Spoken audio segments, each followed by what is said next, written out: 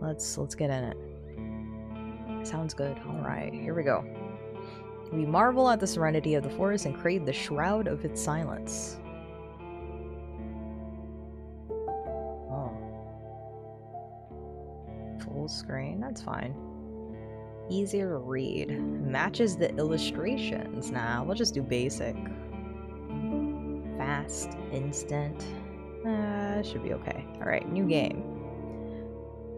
Gives me old horror game vibes. Yeah. Alright.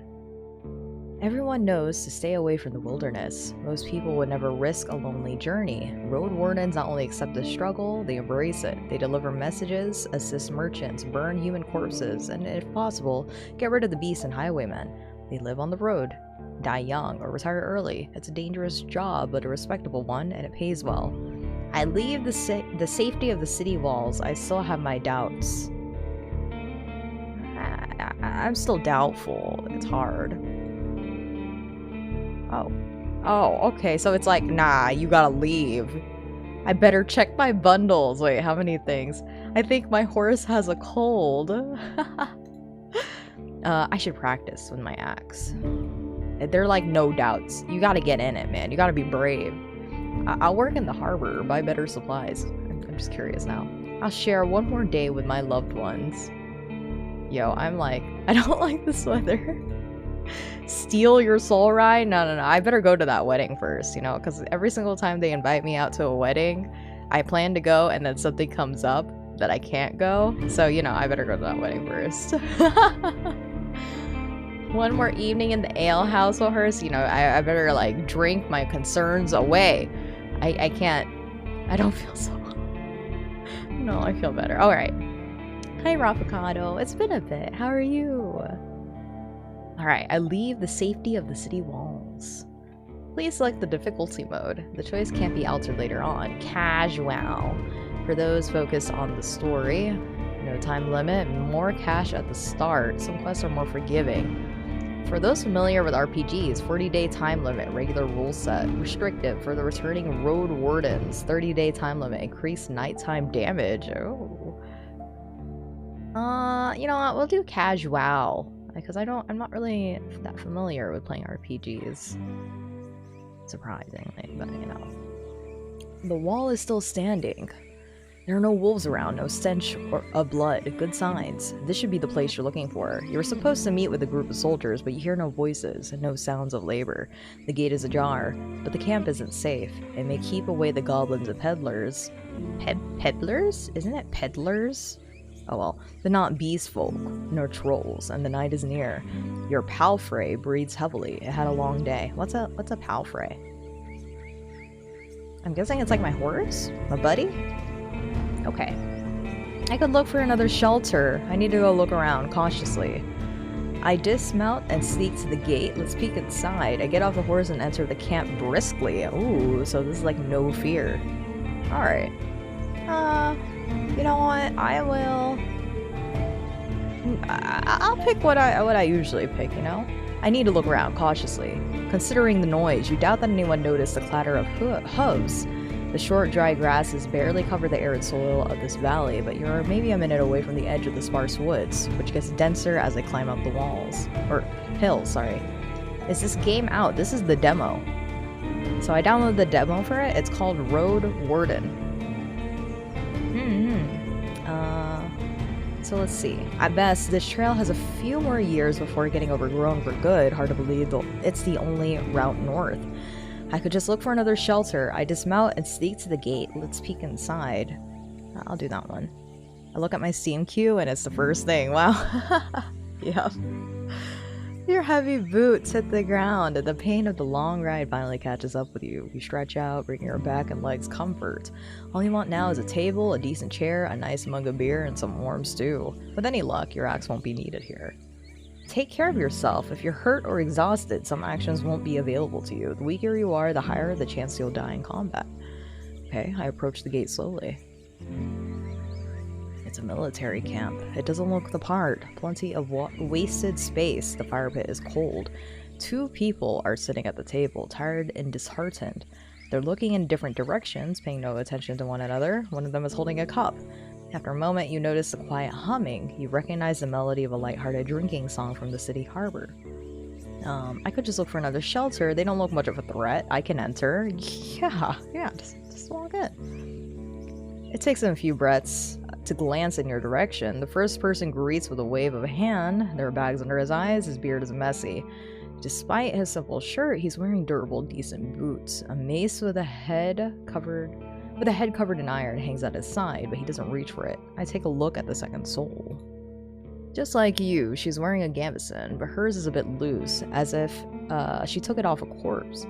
Her head is shaven, as if she's protecting herself from the flesh-eating bugs. Her eyes are weary, yet kind. She smiles. Considering the squad was set here half a year ago, these two surely look the part. Though there should be more of them. 8, you believe. I let them speak first. I asked them about their lieutenant. I'll let them speak first. It's nice. Wait, it's the bearded man. It's nice to see an unarmed traveler in this godforsaken shithole. Makes me just a tiny bit hopeful. The bearded man's voice is strong yet timid. You'll be staying the night with us, I guess. We're soldiers, he and I, adds the armored woman. Her moment switches from half asleep to relaxed. We'll do our best to keep the camp safe, but if you were to take the first watch, it would be a huge help. Travelers ought to help each other, wouldn't you say? You think for a moment. To fully rest, you need a good sleep. Am I exhausted? Do I want these people to trust me? Yeah, sure, leave it to me. I'm a night owl anyway. I already slept for like 18 hours. I got this. Fantastic. She rubs her hands together. I don't remember the last time I had more than a half a night of sleep, but the hours before midnight should be the calmest. Just wake us up if anything happens. The man flashes you a wide smile. It's easy to wake us up. Just yell. He drinks from his mug. I asked them about their lieutenant. You wonder how to phrase this question. Whenever you meet new people, you can influence how they perceive you by selecting one of the attitudes. Friendly, be supportive and cordial. Playful, use a joke or a witty comment. Distance, hide your emotions. Intimidating, hint at a threat. Or vulnerable, be sad, tired, afraid, or hopeless. You know what, just be supportive and cordial. I was hoping to meet with your lieutenant. Could we talk for a bit? The woman lets out a sigh, dusts off her gambeson, and steps towards you. She pays little attention to the sword at her side. We most definitely can, you and I. Though holding this rank is still somewhat new to me. Are you a messenger? Did you lose your mount? She observes you with curiosity, or are you looking for help? I'm your new Roadwarden. My horse is waiting outside. Really? The soldier in the shirt leans forward. That explains how you got here in one piece all by yourself. You better bring your beast here, adds the lieutenant. We have no hay, but I bet it dreams of dropping its saddle. A long pause. I'm Tulia, by the way. She reaches out her hand. I shake her hand. It may be a trap. What, really? I gesture for her to stop, pretending to be embarrassed. I should wash myself first, but you can call me... Nah, I shake her hand. Only seen something like this in a visual novel before? Oh, okay. What do I want people to call you? Leto. Call me Ryan. It sounds like I'm a dude. Call me Ryan. Jared. Ryan. Jared. Okay, here we go. That's a long name, whatever. Ryan Jared. Let's see. Her grasp is confident. The shake is slight. Just keep your horse away from the tents. She steps away. We don't need to smell like it's dung. There's this one issue. The soldier in the shirt also rises to his feet. We have no tent to spare. You'll have to use a blanket or something. No problem. I enjoy observing the stars. I should get used to sleeping on the ground anyway. Jared Leto? Oh. You're right. That's okay. No problem. I enjoy observing the stars.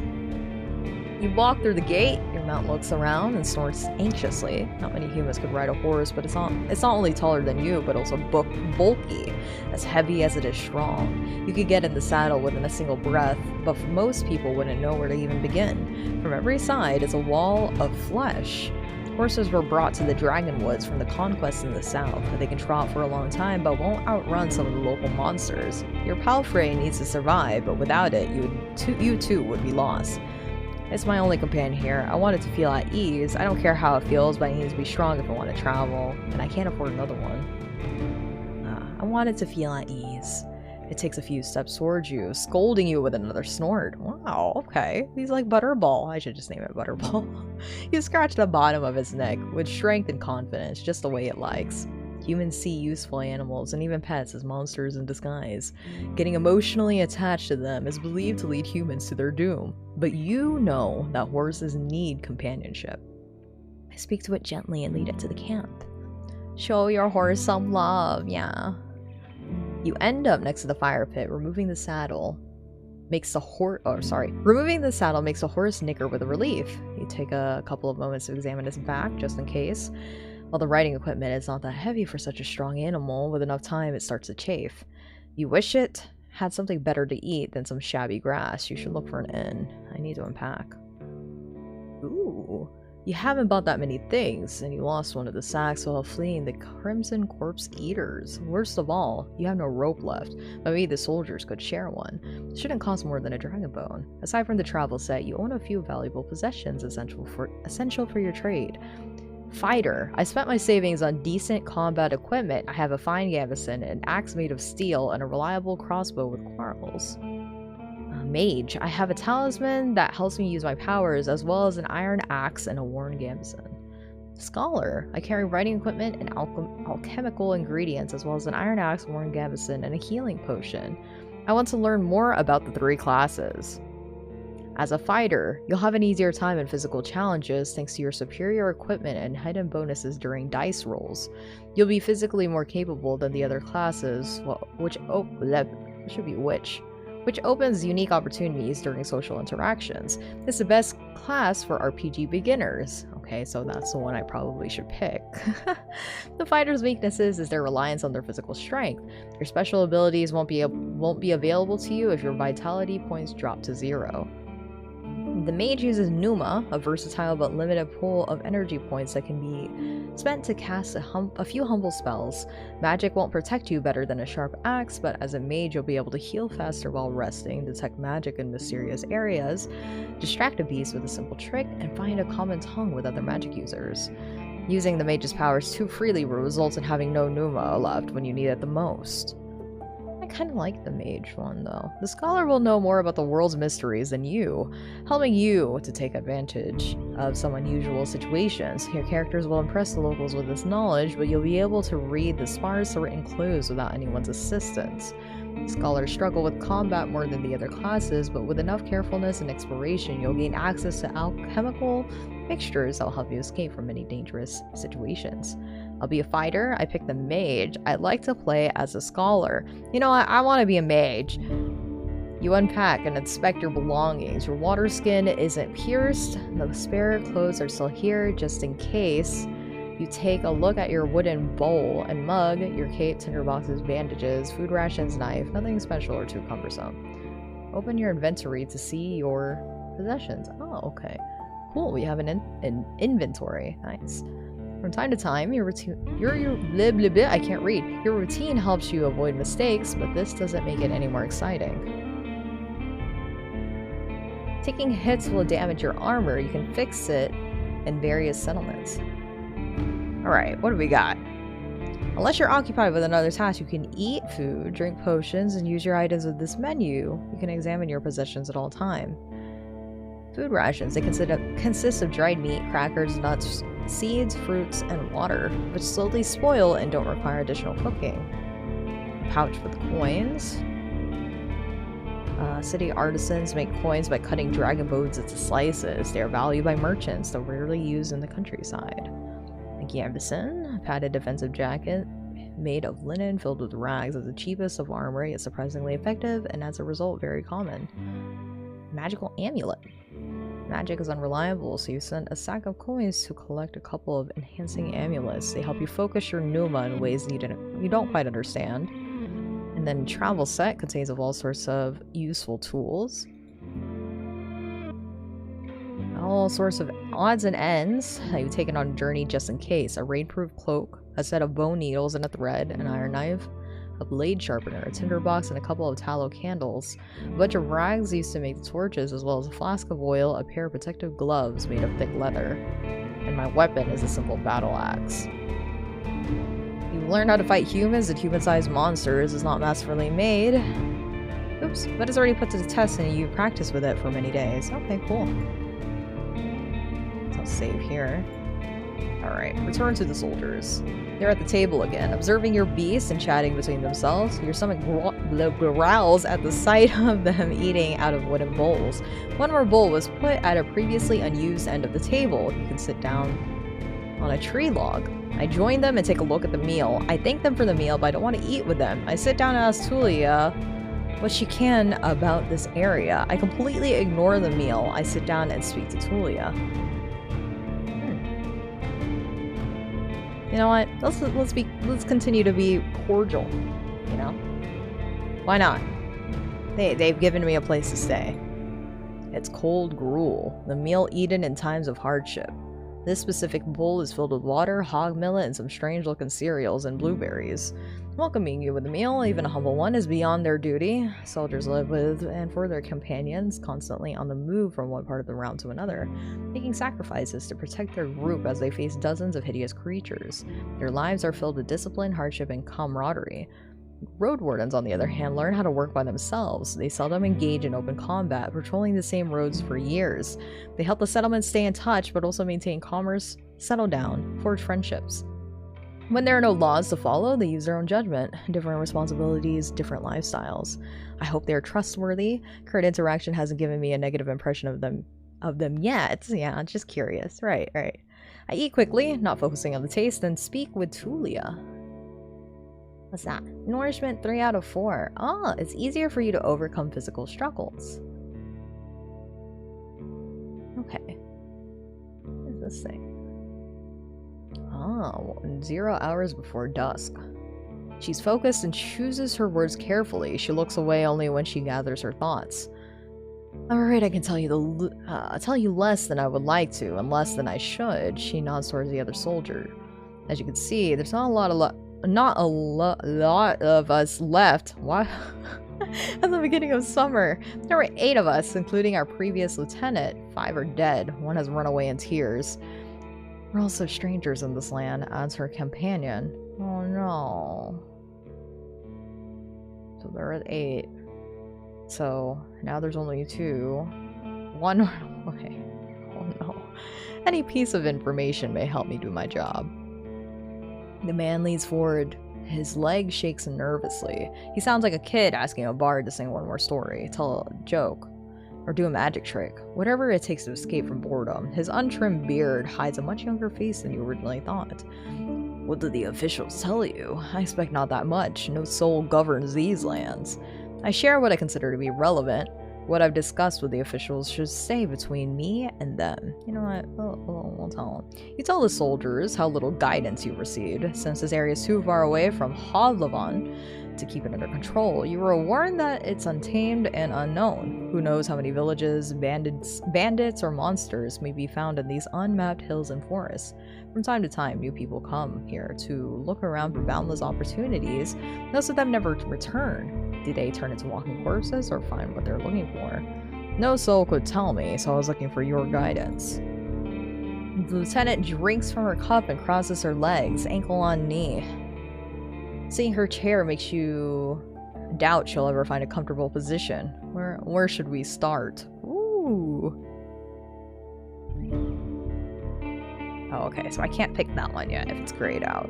What should I know about the peninsula? Any ideas what happened to the previous Roadwarden? I lost my rope. Could you spare one? I wonder how many things were limited.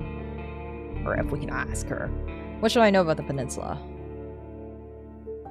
I'll tell you what I know, and you'll be the judge, says the lieutenant. How long did it take for you to get here from the city? On a decent pal freight, I guess it would be 3-4 days. When you confirm, she continues. From here, you can reach the coast in about a day, as long as you don't make any stops. Do you know the situation? I know ships can get here. This game is oozing its own energy. I'm sorry. Yeah.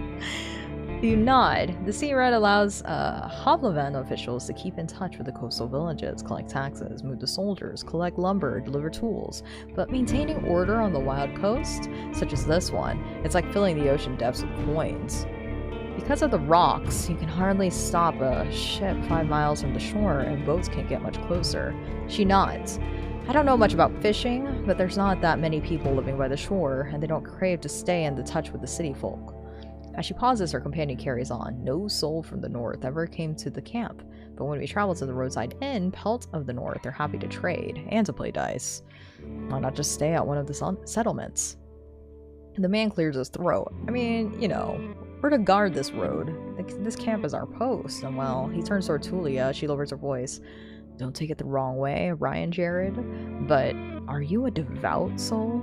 Oh. Do I talk with God? Let's see. Like most city folk, I believe that people should unite their strength to overcome the threats of nature and dark magic. Everyone will be judged for both good and evil deeds. I'm part of the United Church. For many years, I supported a monastery that does its best to advance mankind's spiritual growth, artistry, herbalism, and magical research. I follow the teaching of an order of truth. I'm from a small village. For me, the freedom of shell, pneuma, and soul are the main virtues of life. My community is unique and independent, and so are its members. I have a place in my fellowship. I have a strong connection to nature and spirits and follow the path of my ancestors. Some of my beliefs may be considered sinister and treacherous by city folk. You'd probably call me a pagan. There's no evidence of the right's existence, and all the mystical tales are explained by magic. No, I'm not. I like this one. Don't take it the wrong way, Ryan Jared, but are you a devout soul? Yeah, I follow the teachings of an order of truth. Oh, I see. I don't know much about that river of faith, but I'm sure we're not that different. I'm a Unite myself, she says with a sort of pride in her voice, so she follows the United Church. Maybe just explain what you were thinking of. Ooh. I see. Let's see. The people here are disquieting. Every few words, she taps the table with her finger. Their traditions won't help them negotiate with the officials here. She starts to draw lines with her index finger as if she's pointing at an invisible map. The peninsula is connected with roads like a big circle. In the northwest, you'll find a weird village in a bog. It's not exactly pagan, I don't think. It even has a priest who claims to be an eremite. You nod. She means a fellowship. They do crazy shit. Her companion chips in. They use the dead to cut down the trees and dig in soil. Once I saw it, I begged to never return there. I see. You've heard of such tales as this one since you were a child.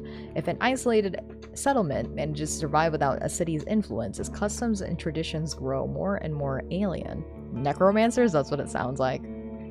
Every generation learns how to adapt to the dangerous conditions they have to deal with, and the rustic pagan traditions muddy their river of faith. The United Church often warns its members about the crazy druids, necromancers, and blood mages, the bringers of doom, the traitors to humankind. Were you able to speak with these necromancers? And how about the East? Any monsters worth mentioning? Anything that could catch my mount? That's all I need to know. How about the East? She stares off across the camp. Hard to tell. We went there only once. There are hills, forests, and rivers. We saw a tunnel sculpted in leaves and branches, but we didn't enter it. Wilderness all around. Were you able to speak with the necromancers? You could see why we're not eager to go there if we could avoid it. Lieutenant chuckles. Maybe they'll be more welcoming to a Roadwarden. Those roads are dangerous with little to no shelters. People need your help. The man in the shirt turns a bit and points a finger to the northwest. If you're heading to the undead village, you'll get to an inn first, and then soon. Tulia nods. Pelt of the North is a safe place. You can talk with the innkeeper, the guards. Ask them about the road. Any monster worth mentioning? Anything that could catch my mount? We saw all sorts of beasts, the man states. Starts to count his fingers. Goblins, trants, cats large and small, runners, howlers, wolves, spiked boars, mufflin eaters, griffins, but we managed to stay away. Some could catch up with most mounts. Tulia glances at her companion, though a palfrey should be fine. The trees are so tall that the flying creatures keep the coasts and mountains. There's not that many humans around, and the animals are busy fighting amongst themselves. They fight more for food than territory. The soldier cracks his knuckles. Don't provoke them and ride fast. Just count on luck. Alright, that's all I need to know. I can't do more for you. Any idea what happened to the previous Roadwarden? I guess we can go over all of them. Cool. Any ideas what happened to the previous Roadwarden? Tulia takes a deep breath. Aren't you a bit late for a rescue mission? We haven't heard from him for almost half a year. The soldier speaks for a bit between themselves, trying to get their story straight. They confirmed that he had stopped by their camp a few times, but stopped showing up in early summer. The bearded soldier starts to scratch the table with the tip of his knife without looking at you. I don't remember his voice. Always busy, and drowning in things to take care of. He would sit somewhere, sharpen his sword, fix his loud mail, clean clothes, write notes on that wax tablet of his. Yep, and leave it on. Unlike us, Asterion never gets bored. Tulia lets out a joyless chuckle. He's secretive, but some of the locals speak about him warmly. Maybe he just doesn't like us. Sounds like you're not sure if he's dead or not. If anyone knows, they won't tell us. Maybe someone is keeping him in a basement. The man carves with passion. We haven't seen him, or a Saurian. Something ate them, I bet. The officials have hired you, right? They don't expect him to return. Richer Roadwardens often use four-legged meat-eating Saurians as their mounts. They have to be tamed and trained since they're hatching. But unlike horses, can easily defend themselves from many monsters. At least your palfrey is fast and reliable and won't suddenly sink its teeth into an innocent passerby. Do you know what he was looking for? Or maybe he left you a message. Neither one of us had any insight into his dealings, says Tulia. My predecessor left me no clues. He also took a look at Asterian stuff. Wait, she opens her open palm. I almost forgot. She stands up and heads to a nearby tent. He has kids. In a village near Hovlevin. I was planning to take all his things there. A pouch, a second spear, a decent bow, some potions. Quite a treasure. She glances at you. But I would much prefer to bring them the truth about their father. So, you want me to find out what happened to him in exchange for his stuff? Here's the catch. She dusts off the hilt of her sword. We've hired a messenger to ask the commanders for further orders. Since she hasn't returned and you know nothing about her, she either ran away or something happened to her. She sighs with resignation. We are meant to stay here until fall. What do you think? Come see us and tell us what you've learned about the man, and we'll get you back, and we'll get back to Hovlevin together. You think about your real mission. You were planning to return to Hovlevin in the early fall anyways. If he's alive, I don't think he's going to be happy about me taking away all of his possessions. Well, he shouldn't have left it. Oh, use your journal to see the list of quests. Find the Roadwarden. Before I became the Roadwarden of this peninsula, a man known as Asterion used to patrol these roads. If I managed to find out what happened to him and bring the news to Tulia from the southern camp, I'll receive his abandoned belongings. True, but he's considered dead. I doubt he'd begrudge you anything. And who knows, you might find his shell lying on the roadside tomorrow. He wears mail, uses a spear mostly, maybe 5 feet tall but stout, long red beard, short hair, pale face, rarely smiles. She glances at her companion, but after he adds nothing, she sits down and stretches out her legs. So we'll find out what happened to him. Dead, alive, left, just let me know. Okay. I've lost rope. Could you spare me one? You're in luck. She heads towards one of the crates and moves aside a large linen sack, revealing a rope. She brings it back and nonchalantly sits down in her chair. Take it. I was planning on leaving it behind. Take a closer look. A fine rope. Regular rope made of hemp fibers. Taking it off for some food in return. Tulia leans forward to rest her forearms on her thighs, looking down with a clasped hand to meet your eyes. I normally refuse, but we need some decent food. Every day I'm searching through our groats looking for worms and putridity. We forage, but it's not a great spot. Some food rations will brighten up a foggy day. For now, you leave the rope on the table. Alright, here we go. What was your squad's mission? I feel like we probably should be doing it in order, but I'll start here. What was your squad's mission? The lieutenant looks into your eyes, you know, the usual, make the road safe, keeping people alive. Explain that it may be important for me to know what they have tried to accomplish. I can't really tell you. Let's just say it would be nice to have a reliable outpost somewhere nearby. A place where you can always find a group of fighters willing to protect you in the name of the law. She tilts her head back. Now, if you have any other questions... Okay, she ain't telling us smack. Anything I should know about this camp? The story is brief. Some merchants built the camp to have an extra stop for mules and donkeys. Just between the inn and the southern villages, there's plenty of grass here and a pond nearby. When the peninsula grew more dangerous, the camp stood abandoned from time to time, serving as shelters for travelers. The bandits came here in spring, further paralyzing the exchange of information between the northern and southern settlements. Since these highwaymen are no more, the situation may reverse. Time will tell. You can sleep here wherever you want, the man concludes their tale, though don't expect to wake up without pain in your back. Without any back pain. Okay. So, what happened to your squad? The man shrugs. Bandits happen, and monsters. A strong band, though, his companion chips in. When we got to the peninsula in spring, we saw some people living in this camp. The lieutenant decided to avoid it and look for an inn. We had to travel through the night for a bit. The bearded soldier scoffs and crosses his arm, but she carries on. If he had decided otherwise, we'd have all died that day. The innkeeper explained that the camp is a trap. The armed ones pretended to be soldiers. Stay there at night, lose everything you have. Sounds like slave hunters. Tulia sighs. Very much so. They killed some and took away others. Who knows where? They were letting the northerners go, hoping to avoid their wrath. It kind of worked, adds the soldier. We asked them to help, but they refused. We had to clear the entire camp on our own, and that's why 3 of our people died. Don't exaggerate. It's not like the lieutenant didn't make a mistake. He wanted to get rid of them and take over the camp, but we didn't know our enemy well enough. We were outnumbered, and they had an ice mage among them. She looks at you. At least we cleared the road. Saved lives. You mentioned monsters as well? Nothing that would surprise you. Those of us who survived the skirmish were young, too inexperienced to spend the summer in this place without a good leader, and they didn't trust me. One of them got caught by a treant. Another one ignored my orders to perform some sort of ritual hunt, so a werebear tore her to pieces. What an idiot. The last one tried to act tough, didn't tell us he had cut his hand while cleaning his gambeson. She lets out a ghastly chuckle. We had to cut it off, and he was so ashamed that he decided to walk north, find a new life, disappear. Idiot. Okay. Wow, what a colorful journey. The man tries to drink from his mug, but it's empty.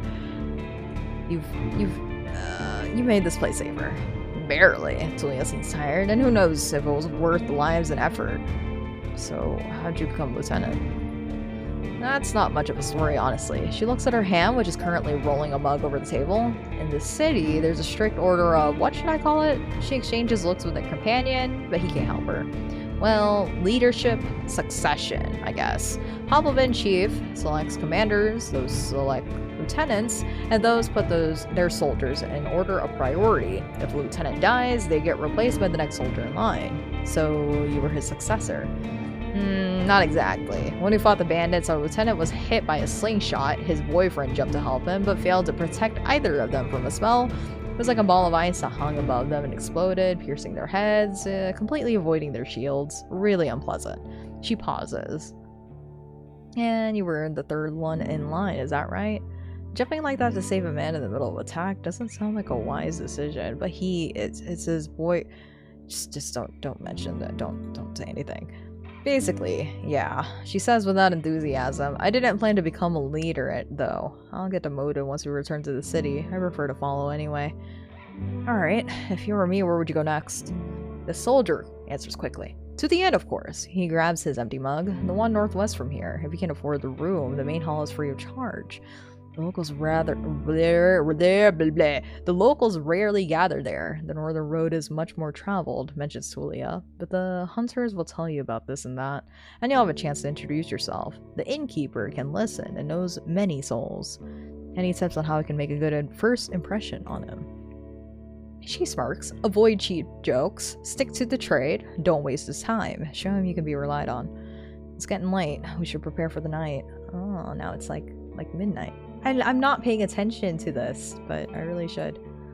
I agree. Tulia sighs with relief, and may you do better than Asterion did. Stay vigilant. She winks at you, shattering the mask of a soldier. Oh, I got a cute little wink. Okay, thank you for your help. You go to the barrel, splash water in your face, which makes you even more aware of how much you need a bath. After the night, it will only get worse. Your horse is already napping, still too anxious to lay down. Oh, I prepare for my watch. The soldier in the shirt is eager to guide you. Just observe the area. There's plenty of griffins around, though they won't try to jump over the palisade. Probably. Better watch out for the apes. They climb up and carry out any food they can find. And there's this one really loud were-elk that keeps smelling the wall, though it has never tried to get in. He points at a gate. The lieutenant and I will block the entrances. They're quite heavy, so if anyone comes here looking for shelter, better call us to help you out. And if someone is being chased by wolves or anything, better throw them the rope instead.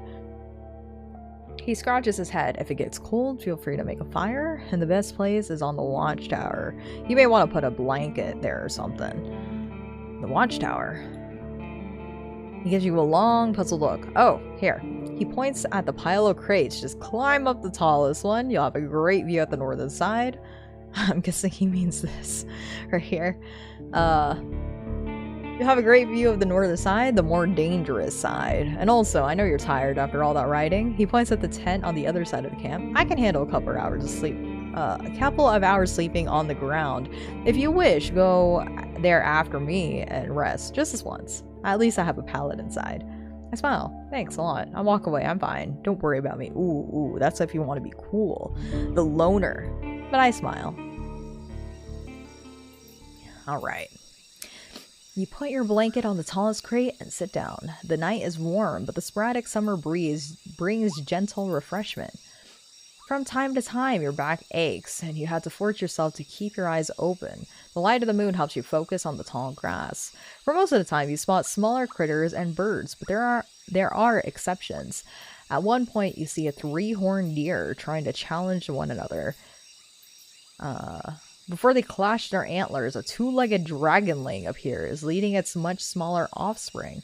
The furry beasts try to intimidate the predators with roars and aggressive head movements. After a few moments, both sides walk away slowly, not willing to risk the fight, not to admit their defeat.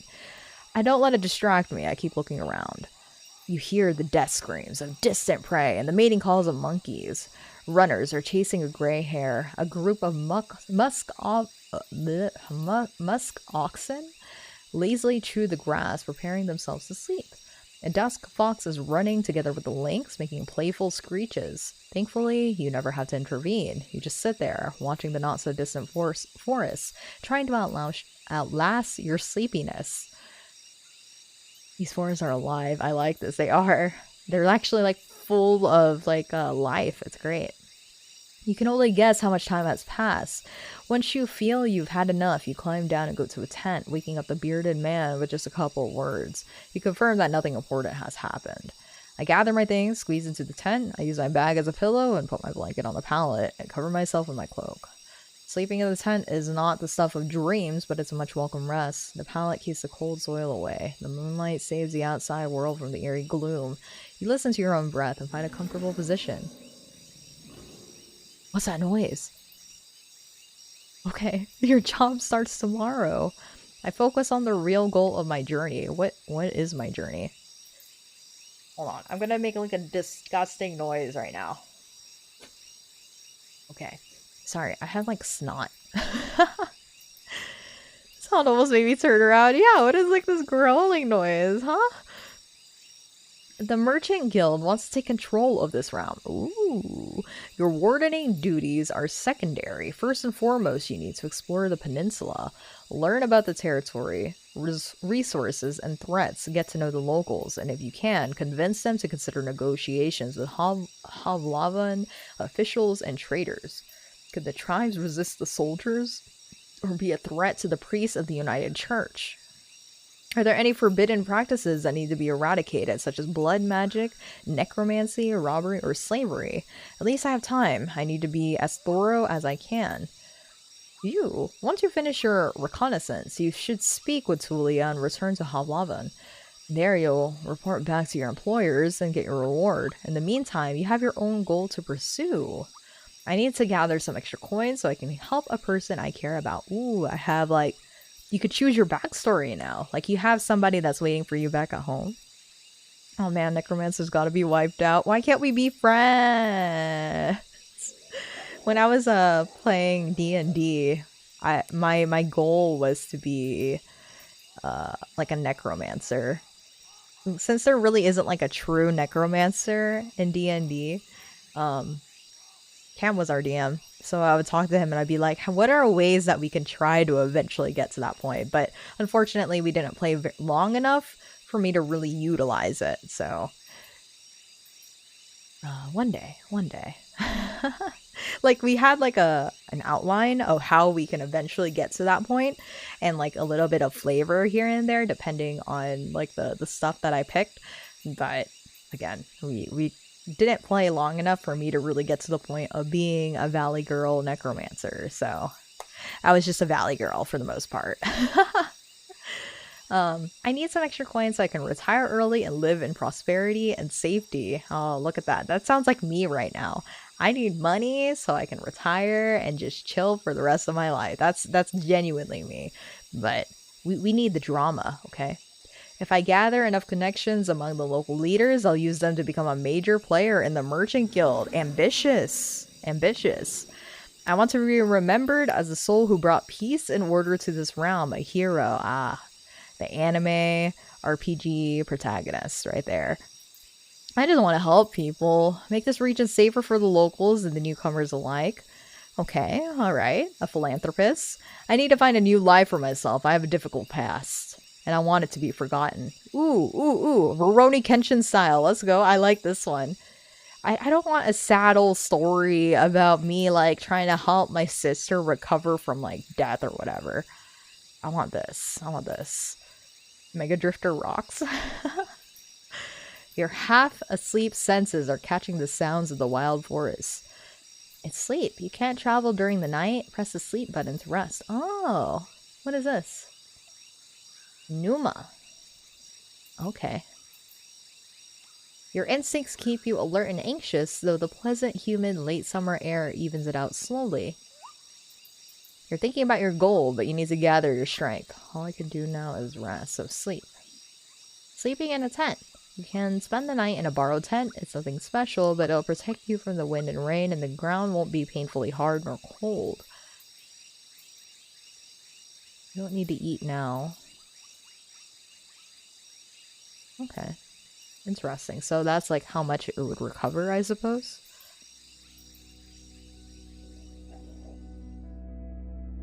You take a look at your amulets. For most people, they would be nothing more than trash, but you wouldn't sell them for a pouch of dragon bones. You use them to shape your Numa to your will. With these little mementos, these few spells you're familiar with are far more reliable. Who knows? Maybe there's already some power held in them. Oh, those are plus and minuses, I think. Oh. I only paid attention to the plus mark, so... Oops.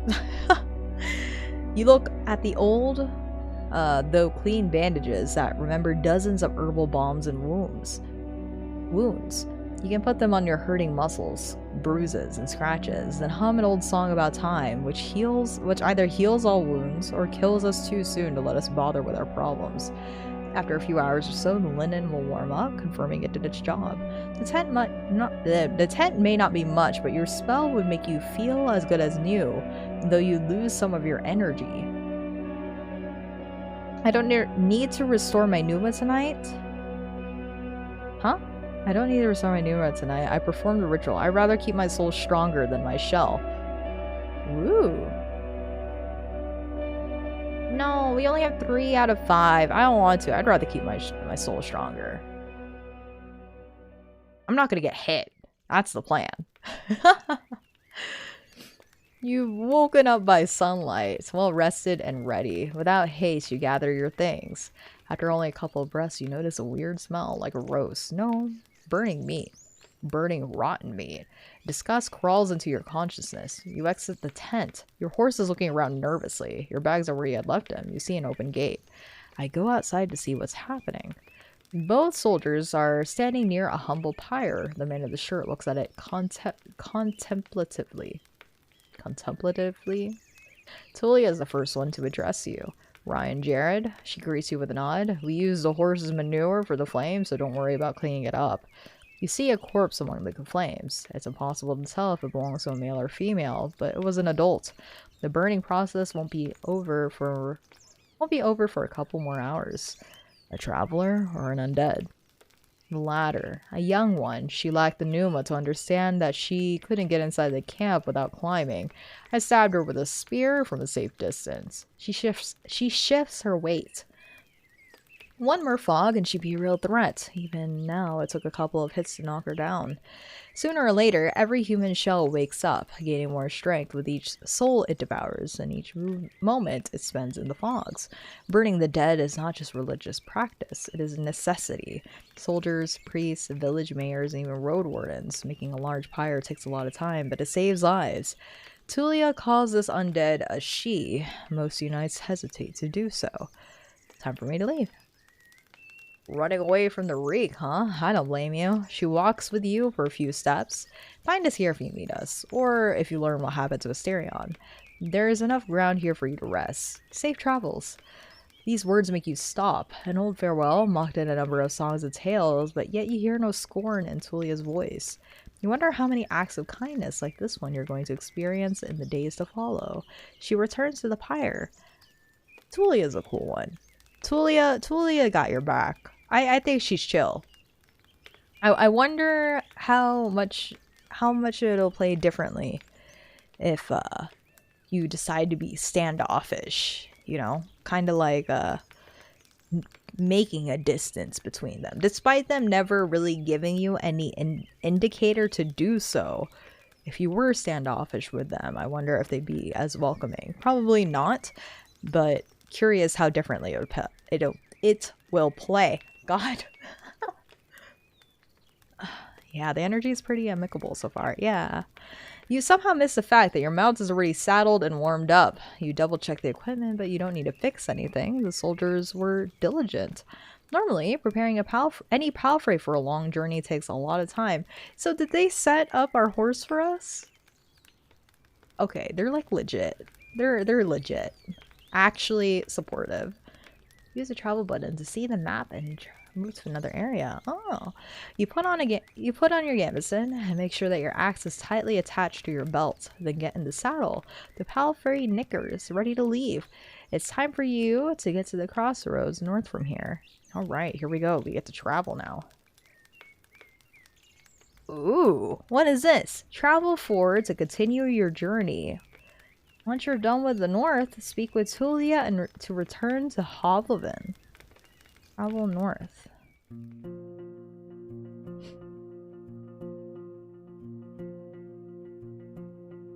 Even at a later hour, you wouldn't expect to meet any travelers in this valley.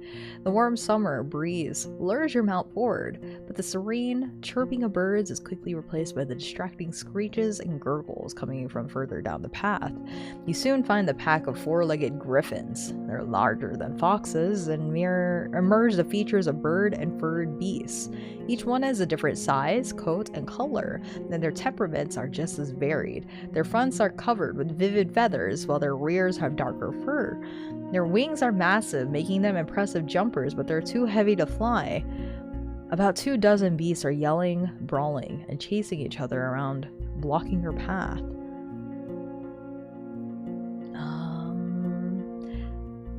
I'm curious. Hold on. If we hit map.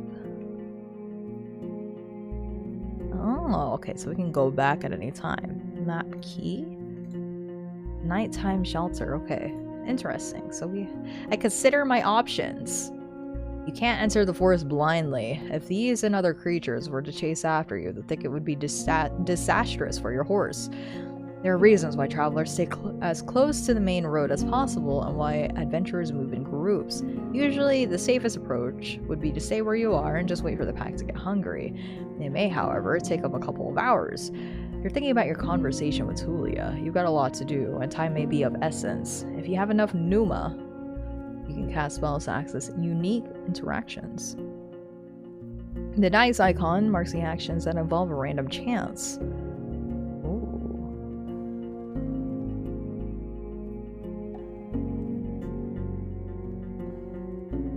Enough pneuma. Ooh. One Numa. Okay, to restore Numa, you need to rest. Okay, okay. I grab an amulet and shape a missile of light. A harmless flare will frighten them off. Alright, let's do it.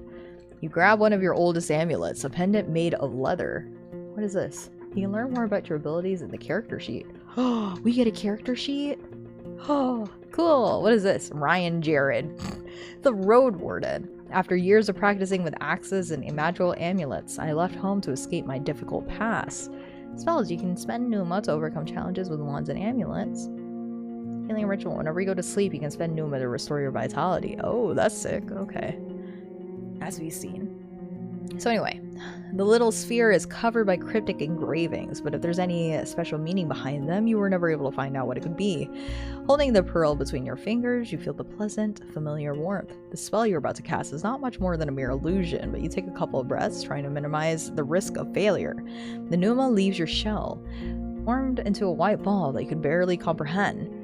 When it falls next to the griffins for a couple of blinks and amidst dazzling light, the animals squeak and snarl, fleeing in multiple directions at once. The road is now clear.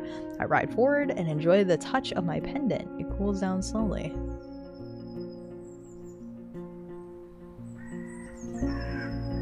Keep track of your achievements as the journey unfolds.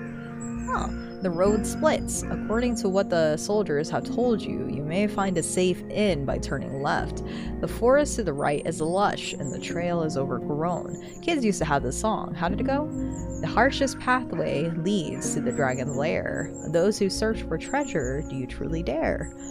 The signpost in front of you doesn't make your situation much clearer. It was put here by someone who can't write. For folks who can't read, covered in old red paint, it points east. Blood there, as people say, danger to be found. There's not a soul to ask for guidance. Okay. I look at my horse. What's his name? Oh, I should have named him Jared. What should I name my horse? This game has been released. I'll try the demo after you finish up and might just buy it. So wait, it's already out? Oh, sheesh. I just wanted to try out the demo because it looked cool. I don't know what to name my horse. I'll name it Butter. Butter is peaceful as you stroke its mane. Maybe I can help you choose a path, but you've spent many years together. Happy to go on, it takes a couple of steps forward. Leto, yeah. You spot a few berry shrubs and wild cabbages, but they still need at least 2 weeks to gain maturity. Time to make a turn. Ooh. Explore east, explore west. I forgot what she told us already. West, I think, is where the inn is, but east, they didn't really explore very much. Crap. I've been distracted for far too long. Should we be risky and go to a place that they didn't travel very much? Or explore west? Actually, wait. What does it say? Ah, I don't think I can go back, can I? My name is Ryan Jared. I used to be a mage. No. Archive. Ah, okay, here we go. The road splits according to what soldiers have you. You may find a safe inn by turning left. Okay, so west. The forest to the right is lush and the trail overgrown. So potentially there's a dragon, I suppose. Signpost in front of you. Oh, right. So the one pointing east, it says blood there. Danger to be found. Right, they suggested the inn. Yeah. So let's go west. Butter. Trots with ease, unbothered by the few branches covering the beaten road. The bird songs and distant howls draw your attention to the forest, which gets sparser and brighter. You spot boars, roe deer, and saurians. The sight of a nearby wolf pack worries you, but once you push your hips forward and your palfrey enters a canter, the beasts don't even begin a pursuit. The speed alone will protect you from any dangers. You notice a stone tower, taller than the trees. It must be the end I've heard about. You would hope it's the end. Oh, it's cute. Inns like this one fit the regions But the region's traveled by merchants, but you wouldn't expect a place of this size in a forsaken peninsula. The stone and lumber must have been transported from far away. The workers, guarded by expensive mercenaries, surely lived for many seasons in a primitive hamlet, subsisting on salted supplies. There are seemingly no cracks in the walls, and the building was whitewashed only a few years back. The road is wide and beaten. Dozens of souls could hide, if not in the buildings, and at least in the yard. The expenses and labor put into this fortress are worth many trading ships.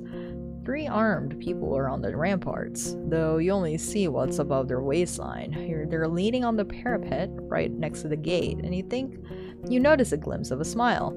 They were gambesons, each one of them dyed differently, yellow, green, and linen gray. I approach the gate. A woman in yellow leans forward. She has long, curly, disorderly red hair pointing in every direction possible. This combination of colors don't work well at all. In the woods, one would have to shout to draw this much attention. There's still a fair distance between the two of you, but she speaks loudly. I haven't seen a horse for years now. I just said that's weird to see such a large jackass, huh? Her voice is young and strong, with an accent that reminds you of the villagers spread around Hoffman. But no jackass would wear a saddle, I'd say. She exchanges a few words with the male guard wearing green, giving you time to move closer. Well, this one here says they really are a donkey saddles. Say, traveler, how hard is it to ride a horse? I cast Fireball. How hard is it to ride a horse? Should we make a joke? Or am I funny? Vulnerable. I don't know. Well, let's play a joke. I laugh. You wouldn't believe it. The lessons were a pain.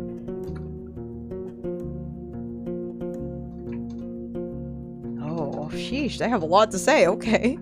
You get off your horse and imitate the silly walk from the day that followed your first long journey. When your whole shell was crying. Oh god. You illustrate the pain as you move your hand from your back to your hips and thighs. In return, the guards tell you about that time when they had to carry their friend with bitten off legs for 3 days straight through the heart of the woods. Meanwhile, the other guard opens the gate. Oh man, you're real funny. Oh yeah. You may be in a good mood. The woman in the yellow jacket smiles at you, but don't get so noisy when you talk to our boss. The man never smiles. He has a world suffering sculpted on his face. I like her. I like her. She leads you under the roof, under which your palfrey can rest, tethered with a cord to a wooden post, near some old hay. Once you're ready, go inside and speak with our boss. Maybe you're hungry. The other guards take care of various chores. They peek at your mount every now and then as they're splitting firewood, cleaning their clothes, weeding the garden patches, and moving chairs. 2 of them are making a rope. You head towards the end, hearing the piercing scream of a boar from the other side of the yard. I open the door. Wow, it's like cute and tiny. The locked... Oh, if you're at an inn in the morning, you could spend the entire day on resting. Oh, nice. Good to know. So we could just hit rest, I suppose. The locked windows make the air stuffy, and the weak fire in the stove hardly lightens up the hall. A muscular man is sweeping the floor near the stairs, but after he glances at you, he leans the broom against the wall and heads to the counter. You're lucky to show up. Wait, his voice is deep and soft with a city-like accent. He observes you with keen attention, yet avoids your eyes. Let me drink a water real quick.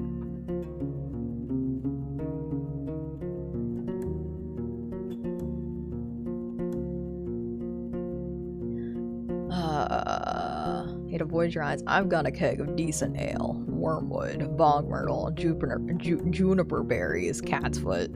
He fills a mug carefully and puts it on the countertop. It's going to spoil soon. Today, maybe. But we don't drink here before the even. Before the even. I hate to see the good stuff going to waste. His skin is dark, almost purple, rare even among the southern tribes, and his hair is naturally bluish. His clothes are quite fancy for manual labor. The elegant tunic wouldn't stand out in the city square. I stand at the corner, or at the counter. The planks let out a creak every step you make, so you slow down a bit. You could swear the innkeeper made little to no noise. Here you go. He pushes the mug forward, but just as you know, my pelt of the north doesn't belong to the hobgoblin. My pelt of the... What does that mean? My pelt of the north doesn't belong to Hoblavan. You can sleep on the floor if you wish so, but if you want a bed or meal, you have to pay. We have some leftovers from dinner, but I need to check. Distance, hide my emotions. Be supportive and cordial. Okay, don't joke with the guy. I don't know if it should be distance or friendly. You know, we've been friendly so far. Let's just... Thanks for the drink. I see you know how to make friends with the Roadwarden. Wait, don't joke with him, though. He meets your eyes with a puzzled look, then grabs a wet cloth and starts to wipe down the shells. From time to time, your conversation is interrupted by splashes of dirty water in a bucket. Well, nothing is truly free. I have work for a soul of the road, but I don't need a new mount of babble. He speaks slowly yet audibly. I value my time. You should value yours. I ignore the ale and tell the man I have a couple. Of questions. Nah, just drink the ale. He already offered to you. The dark room and wooden walls of the mug make the liquid look as brown as chestnut. The lay in spring hits your nose, and the first sip is even too complex, too flowery. While the brewer has used fancy ingredients, the exotic licorice runs down the average taste. Now you know why there's so much left. Maybe it takes an acquired taste. The innkeeper nods. I was hoping to see someone willing to patrol the roads. Maybe you'll help me with a worrying thought I have. Ooh, he's starting the conversation. Witches. There are brigands in the woods. Our place is a stronghold, so I'm not afraid of an open strike, but they've gotten more active in the last 2 years. One day, they may steal our furs, and I've no doubt they're the reason why merchants come here only once. Having bandits around gets expensive. He rubs his hands together, camouflaging his paws. I want you to reach the Howler's Dell, northwest from here. It's the largest settlement around. I'm sure you'll get there sooner or later. Ask Thias, the mayor, about Glossia, that bloodthirsty wolf of a woman. I've heard rumors about a raid in the north. If Glossia is ready to break the truce with the locals, I'm willing to join forces with them to get rid of her band. He looks at a nearby dragon bone. Not too difficult, right? Just do it when you have the chance. A couple of days won't make much of a difference. I'll pay you 2 coins when you get back with the news. Fine? Ooh, and look at this. 3? Trying to bargain with the dude? Trying to bargain with the dude you just met? I nod. Great. What else do you need? I could eat something. Do you have any leftovers? What do you have for sale? Do I have anything you'd like to buy? I'm looking for a Asterion, the previous Roadwarden. I guess I'll ask him that first. But can you tell me about the peninsula? That's also another one too. About Glossia's band, any rumors? I'm guessing this is like one of those things that you could just ask whenever, right? I can't get over how much I'm feeling this. It's really, really relaxing. It's very chill. It's like you can, like, I know some people have issues with, like, text-based only stuff, but this is really doing a good job of, like, as you're reading, it really paints a picture in your imagination, and you can, like, picture it as we're reading through it, like, oh, okay, this is kind of how I'm picturing this guy, this is how the vibes are feeling in this little inn.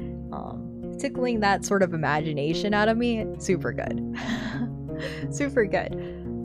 Like, people, that's probably why I like visual novels, but then a lot of the visual novels, most of the time, have, like, pictures and backgrounds and stuff like this, so this is, like, I guess, quote-unquote, the bare minimum, but it's also very interactive, which is nice.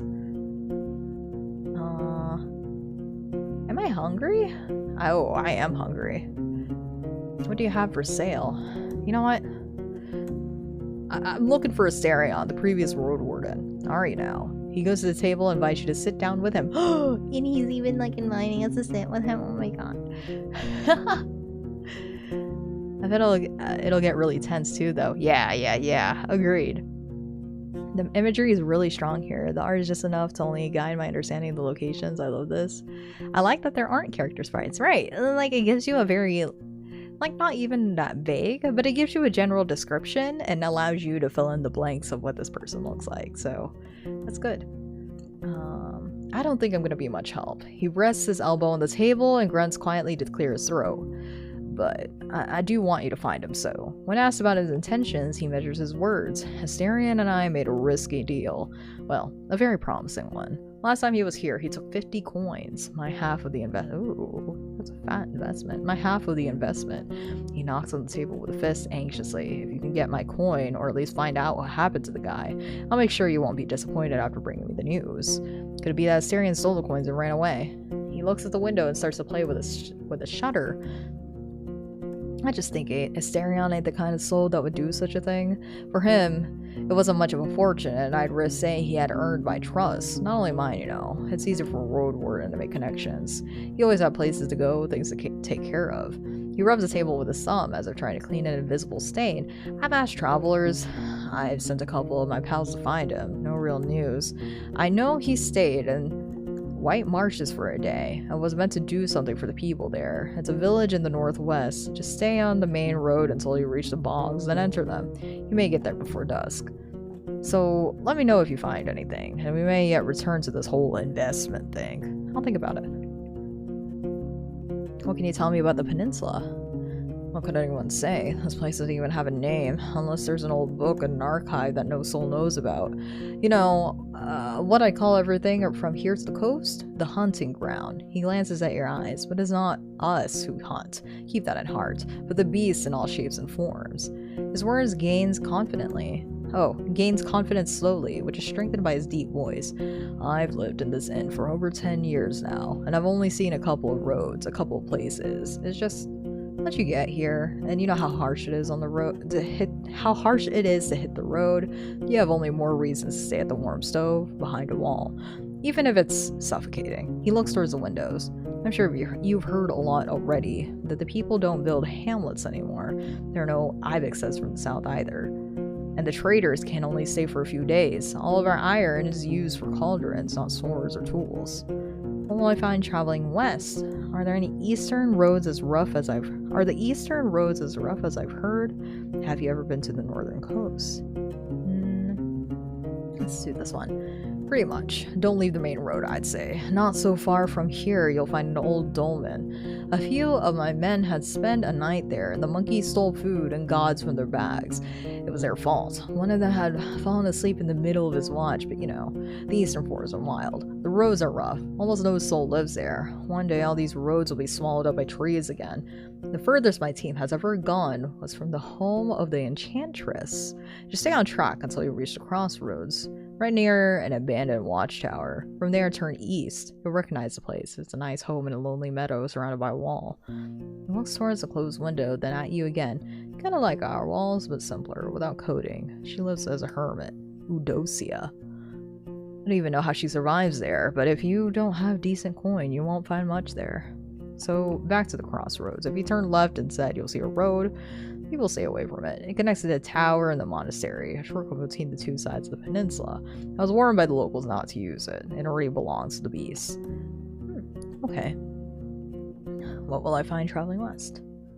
Well, there are hills nearby, then you will find a village, maybe an hour away from here. It was destroyed by beasts almost a decade ago, nothing to see there. The goblins live there now, so most people just travel around it, and they say it's haunted, but who knows, who cares?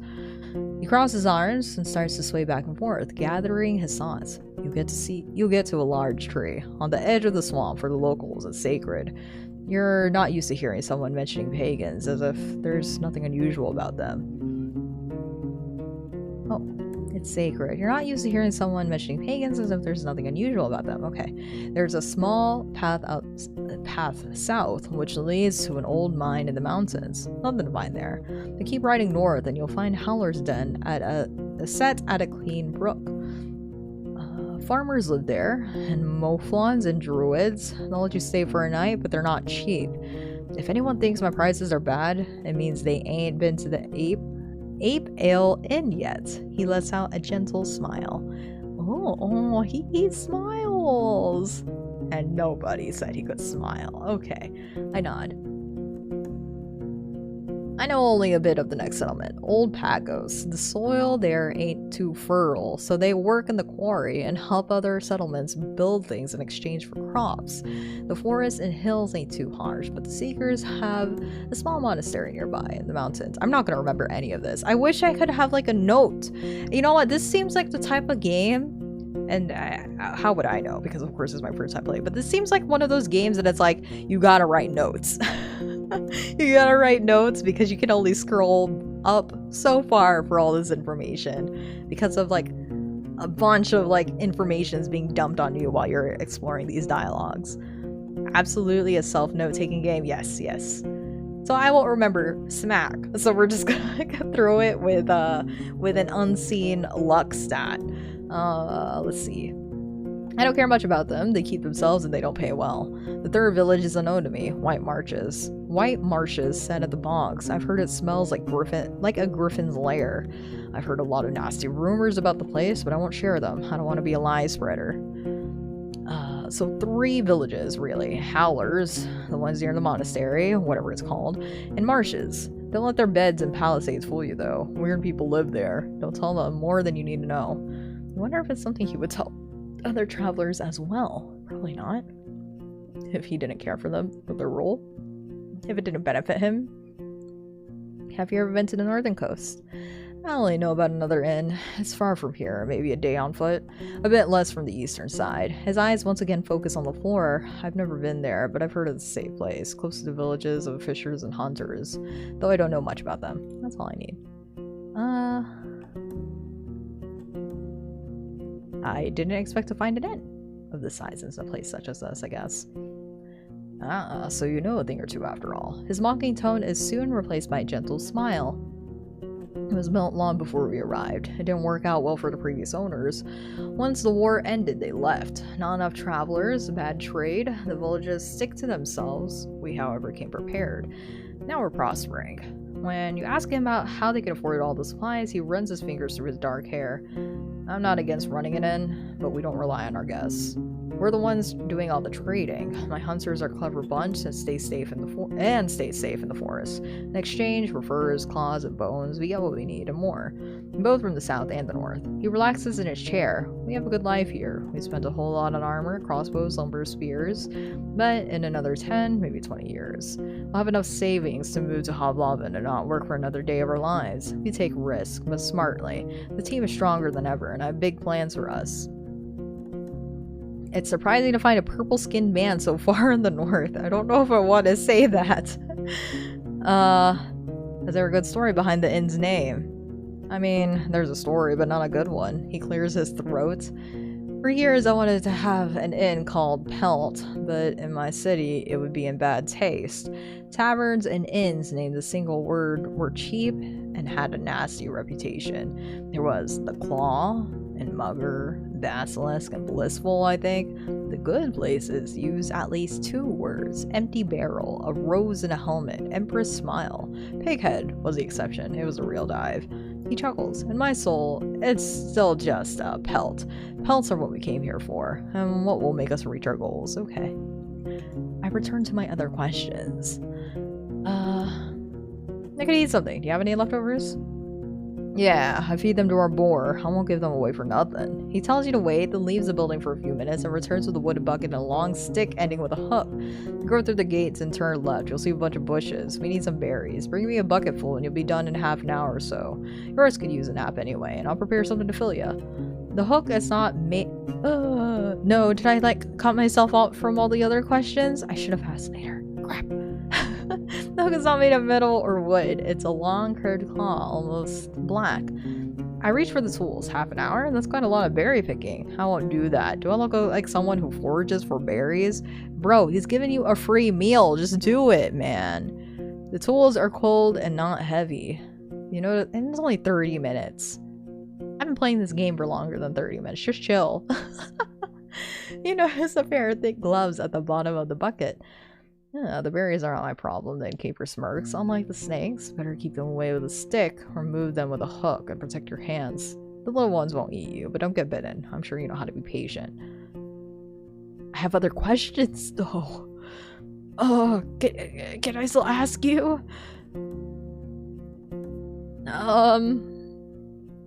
What is this? Quick save. Ooh, I have other questions. Ooh. Okay. Saved. I don't even know how much money I have. Does it say? Like, oh, I only have like 10 coins. I'm poor. About Glacie's ban. Once he gets, he freezes, observing your hands silently. Okay, I'm on it. Fine. Any rumors worth sharing? He crosses his arm. I don't talk to people who ain't nearby. I don't like talking about people who ain't nearby. Show me first that you're someone we're changing a habit for. Okay, I'm sorry. What do you have for sale?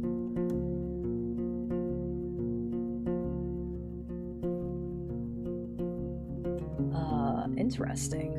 I can go and pick up a few things for you. Some food for your travels to start with. Apples, nuts, sausage. Not too many at once. We need to maintain our supplies.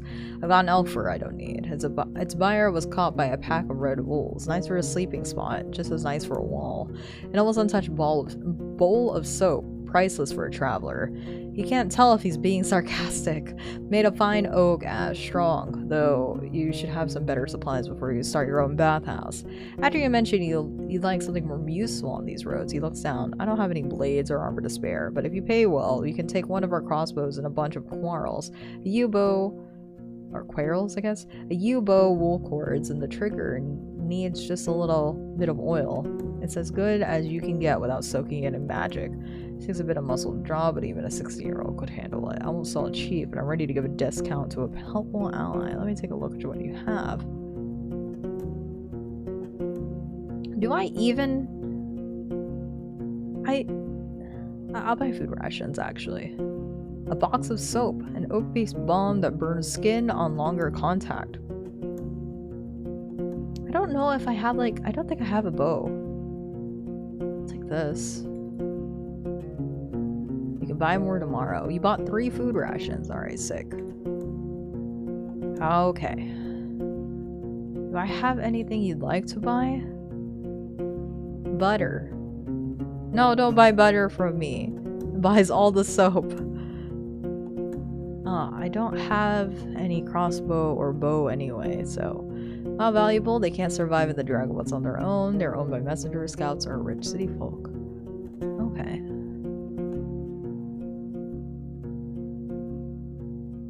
Alright, that's all I need. I go outside. You step outside. Butter is napping. You hear the sounds of work coming from the armorer's workshop. I enter the inn.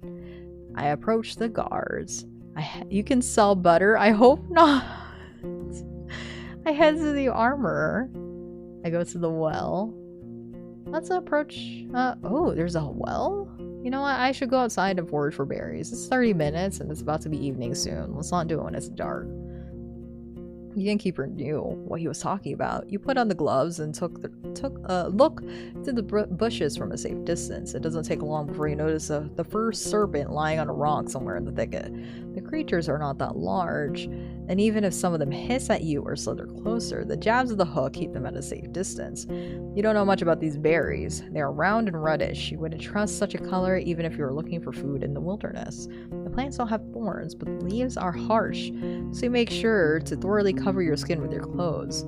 You have to look through many bushes to fill the bucket, but the presence of insects and snakes doesn't allow you to relax. I gather the berries and go back to the inn. You return to the courtyard. 2 of the guards are participating in a friendly skirmish. Their wrestling is accompanied by a crowd. Enter the inn. Locked windows make the air stuffy, and the weak fire in the stove hardly lines on the wall. The innkeeper is sitting on a stool, looking at the flames in the stove, holding a carrot and a knife without using them. So you again. Need anything? I put his fruits on the counter. Great. He peeks inside the bucket. I've got a cabbage stew with a few goose chunks for you. I serve it, even to merchants if there were any around. The meal is warm and filling. It's well seasoned, not overcooked. And like I've said, I really have food to spare, but feel free to ask if you ever stop by. You may be lucky, and I've been cooking my whole life. Thanks. And how did that old hook of mine work out for you? I see you still have your hands. I'd like to buy it from you. Ooh, and we can lie? Okay, how much is the hook? Do you have like extras? I'd like to buy it from you. He narrows his eyes. Could you make one yourself? Just name your price. I won't have time for it. And I hate snakes. It's the claw that grabs my interest. Honestly. Ooh. Can't you make one for yourself? I don't know how to make it. Where's the I don't know how to option?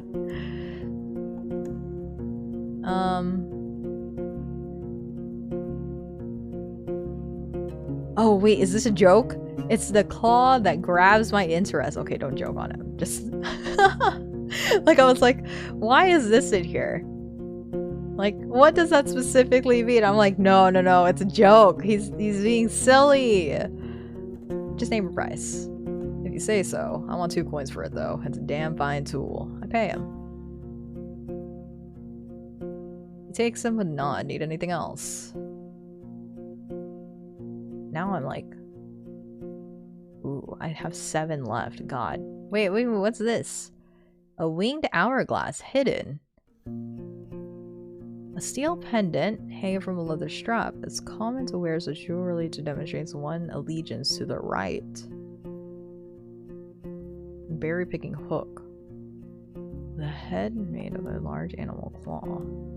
I don't know what you use that for, but okay, I'll take it. So, he didn't tell me anything about her. Or he's not saying anything more about it. Do I have anything you'd like to buy? Nah, I don't offer anything. You already lost all your money on him. It's all I need. I go outside. Let's head to the armor. You walk past the well and find a small open shed, not unlike the stable, but with a humble set of tables, carving tools, hammers, sharpening stones, pincers, knives, and other tools. As long as something can be solved by brute force, this place will find a way to do so. There are 2 people sitting on a long bench. The first one is a male with maybe inch-long hair, a cleanly shaven face, a thin, long yellow tunic, bare legs, and sandals. He ignores your presence, sewing the gambeson with great concentration. The second person's a boy, maybe 15, who's wearing the crude outfit of a farmer. He glances at you, but soon returns to sharpening a long dagger. Greetings. The man raises his head, but it's the boy who speaks, focusing on his task. He ain't talking. Tell him what it is you need. The man smiles in confirmation, looks at the piece of garment in his hands, then looks around, shrugs, and returns to you with a raised eyebrow. I'm in need of your services. Would you patch my clothes if they were torn? Look at the younger, learning to trade, I see. Kind of, he answers reluctantly, but his teacher pats his knee, giving him a harsh look. The kid clears his throat. Yes, but we both ain't masters, you see? There's not a soul to teach us, so once I'm ready, I'll try hunting instead. Fixing things for others is boring. The man grunts a sound, though you don't understand it. Seeing your face, the boy chuckles. He said safe. Let's meet in the middle. Boring, but safe. Could you patch my clothes if they were torn? He shakes his head and points at the uneven seams on his own tunic, then grabs a crude bone needle and shows you his broken head. He wouldn't even if he had the tools, says the boys, but you can try in Haller's Dell or Gale Rocks. Okay. I leave the shed. Approach the guards. The woman in yellow armor is kneeling next to a brown hairy boar, which is resting on its side. Holy moly. The beast is not as large as the dark ones from the forest. It responds to the touch of the human's hand and brush with a grateful grunting and rapid twitches of a hind hoof. No matter how friendly it appears, it's still tethered to the well, and you have no doubts that its charge would leave Butter dead in a breath. And the woman notices you. She steps forward to the boar's disappointment. So the new Roadwarden. She points at a window with her chin, forestalling the question. We don't need anything now, but when you travel with our furs, we can use some assistance. She may be around 30, but her warm voice and bright smile are camouflaging the touch of time on her unpowdered face. Like many red-haired people with freckles, her skin is unhealthily pale. The boar runs up to her, observing your boots and fruitlessly sniffing for food beneath the beaten ground. She pats his back, but maintains her focus. How about a game or two? We have a bit of time and could talk for a bit about this and that, and maybe you'll get a couple of coin, or lose one. She winks. We could play dice, or throw axes at a target. Well, I have an axe. I don't really have time. I don't gamble. You know what? Let's play some dice. I'm ready to lose some money. I guess. Your arrival, and especially the dragon bone you pull out, are cheerfully welcome. Two of the guards bring a table from the inn. Another one prepares a couple of stools and chairs. There are also spectators, and you're told the other hunters are either sleeping or on duty in the tower. Remember, no magic, says one of the players. His face is deadly serious. The game is new to you, but in no way baffling. 4 people can play it at once. The wooden dice are long, with only 4 dotted faces. Every time someone runs around, they get a point. And the person with the most points at the end of the game wins all the points. I see, okay, it's a point-based game. As you play, you don't feel like you have much control over the results. I blend in with the group. You share. Oops, did I bop you guys? I'm sorry. I share casual jokes, memories, and views on luck and optimal strategies. Butter and Tulia's camp are also brought up, but when you ask about the roads of the locals, the stories are vague. The drinks are here. It's a pour beer made from leftovers after the regular brewing. It's cold, sweet, and doesn't reach your head, but you try to avoid smell. Just don't spill anything, the boar may get sick, says your bald opponent. In a few minutes, you get 2 points, which are now represented by smooth pebbles. You don't really know how you got them. Either way, you don't get the strategy, or it's just pure luck. Let's see how lucky I am. During the final round, you get ahead of everyone, and the spectators playfully comment on your moves. The winner takes all. 3 dragons are placed on the table, and you put them into your pouch quickly. The table guards are moved back into the tables and chairs are moved back into the building, and the guard in yellow armor thanks you for playing. Is there anything you need? Oh, okay, so we had a good game, and I won. Sick. Let's see. I guess we can just have some questions about this place. Not much to tell, honestly. There are some beasts around, both wild game and dangerous monsters. We spend our time surrounded by these walls, leaving only to hunt, forage, or trade. This is an unusual tower. I expected it to be closer to gate and shorter. Like in Hovlevin? Fair. But it ain't here to protect the gate. This stronghold was built long before we moved in, and not to fight off humans. The tower is meant to be used by those who observe the deep forests. We took out the fires, dragons, and any winged creatures that are looking to roost on our roof. Baldy, she nods towards a man, who indeed isn't completely bald, has a gray eye and sees well even in the darkness. Are interesting creatures living nearby. Your group seems to be attached to this boar. What do you usually hunt for? What can I find north from here? Have you heard anything about the necromancers? Let's do this one. How could you not be? She crouches and raises the boar's head, but it steps away and squeals as if someone is murdering it. It came with us from the city, just in case. We had no clue how our first winter would go, so we need some backup meat. And it works too, cleans the dirt. She reaches out to the beast again, but it trots away. The woman straightens up with a pleased sigh. You haven't needed to eat it so far, but it's also funny. I learned in my home village that the farm boars are getting a bit smaller and more cuddly, kind of like Ibis says. So it's not such a wild, dangerous beast, but we don't let it get too close to other animals or children. Aww. Any interesting creatures? Ha, here? Everything lives here. She flips her hair. I swear, we saw a few dragons, a unicorn family, a battle between trolls and goblins, phase 2 beastmen, oh, and a gargoyle. And a hunting queen shouts all the time. I could tell you all about them, but I won't. She winks and pats the boar on his head. You know, hunters have their own secrets. What do you usually hunt for? Anything we can eat or sell. If there's a partridge, a squirrel, or a rat, we don't complain. But when we move as a group, we look for something larger. Deers and aurochs are delicious, but we don't always look for taste alone. There's value in bones, antlers, claws, tusks. Things people use to make tools and sculptures. We use some of them to make tools and spears, but you can never have enough of spears. She pauses and looks at the strands of her hair, then suddenly speaks up again. And we look for furs, of course. What can I find north of here? I'm sorry, but we don't really go to those regions. We stay close to home, only sometimes move south or west to Howler's Dell, but only to trade. They're fine with buying more than they need, since they then take wares to the coast. She takes a long breath, twirling her hair and gathering her thoughts. You know what? I've never seen a beach, and I've been living here for how many? More than 10 years now? She giggles. The only part of the sea I've only ever seen Only part of the sea I've seen was from Old Pagos, which is placed on a hill.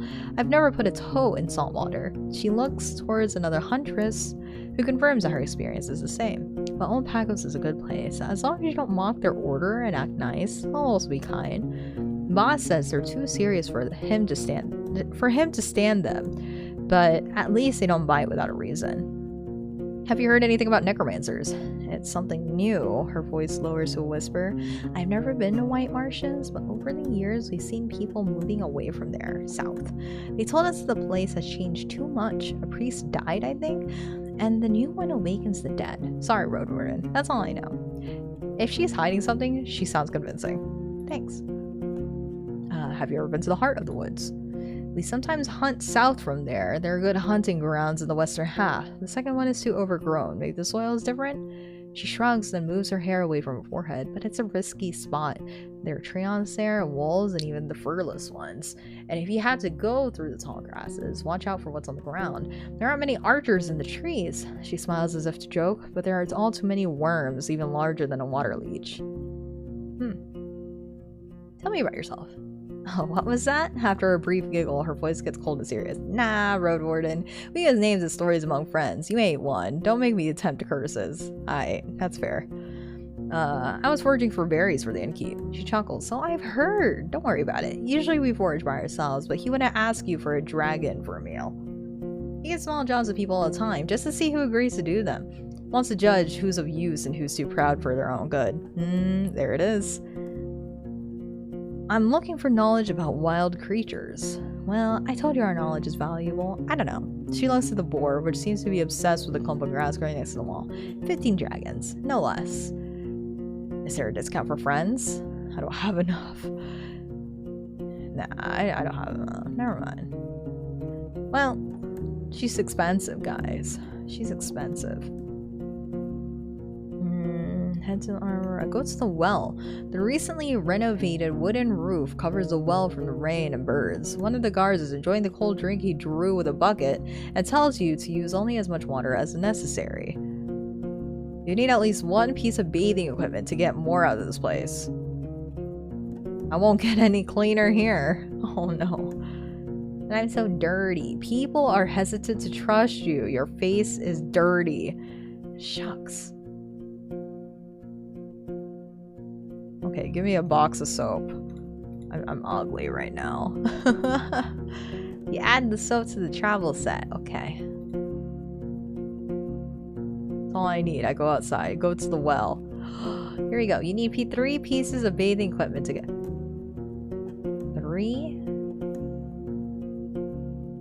The Ogre Ashby and Hulk can get cleaner. I'll wash my shell. Splashing yourself with cold water from a bucket won't take away your smell, but it's enough to remove the tallow and sweat from your skin, or mud stains from your clothes. Okay. You don't stand out from the crowd, you won't get much cleaner without a proper bath. Alright, will the girl chick talk to me now? Actually, you know what, I should have asked. Doesn't trust me enough to tell me about herself. Okay, that's fine. It's okay. Bath? We washed up before I went to go to sleep, I guess.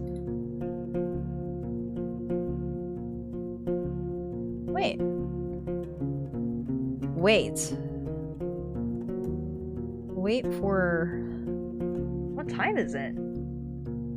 Oh wait, this would tell us. It's 11 hours and 45 minutes before dusk? Oh, gosh. 11 hours. I've already done everything. Oh no. Before dusk though. Pelt of the North. A massive inn surrounded by a wall, a shelter from monsters, a highwayman. You're currently here. So, trader, meals or supplies. Wow! Travel time. 30. Travel time is 45. Oh, does that mean like 45 minutes? Like 30 minutes over 45 minutes? Let's just go forward. I'm just curious. I'm not gonna go too far, I don't think. The road uphill meanders. How long did it take for us to get here? Barely anything. The road uphill meanders, slowing you down and forcing you to pay close attention not only to the shadows of the trees, but also to the tight, rocky passages. You can't help but notice a few caves and find ambush spots. I keep an eye out for any signs of life. New entry, the ruined village. Uh-oh. Standing in front of the gate, you hear no voices, no tools at work, no steps. Dozens of birds live among the collapsed roofs. Their fluttering, singing, and squawking is free of worries. If you want to travel any further, you need to ride around the palisade.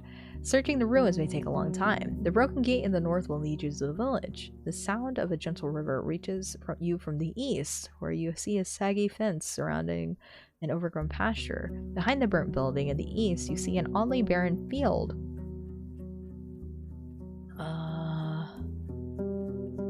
I take a closer look at the gate. The palisade is in good shape and the entrance wasn't even touched by the fire. It was torn away, possibly thrown. The amount of force you used must have been huge, but you expect that it would push the gate into the village, not away from it. You don't see marks of a dragon bite. A troll could toss such planks, but after so many years, you see no paw prints. A mage? You can't really tell. I approach the building near the field. The broken logs of planks are charred, while the wooden walls are rotted and covered in moss. You see no ashes or dust, proving that the fire happened long ago. It smells awful, and there are no reasons to stay for long. You see no furniture, just some broken shelves. It was just a storage room. The valuable odds and ends were already taken by the scavengers. I move forward. Where do you want to go? I explore the southwest part of the village. I inspect the fields in the southwest. I inspect the pasture in the southeast. Let's look at the inspect. Let's do this first. You don't find a single sign of livestock that lived here in the past. Any bones, horns, antlers, or dung have already been devoured by the wilderness. The pasture ends at the river on the opposite bank. The meadow turns into a thick forest and impenetrable for a rider. There are chances that a herd of defenseless animals could get there and survive.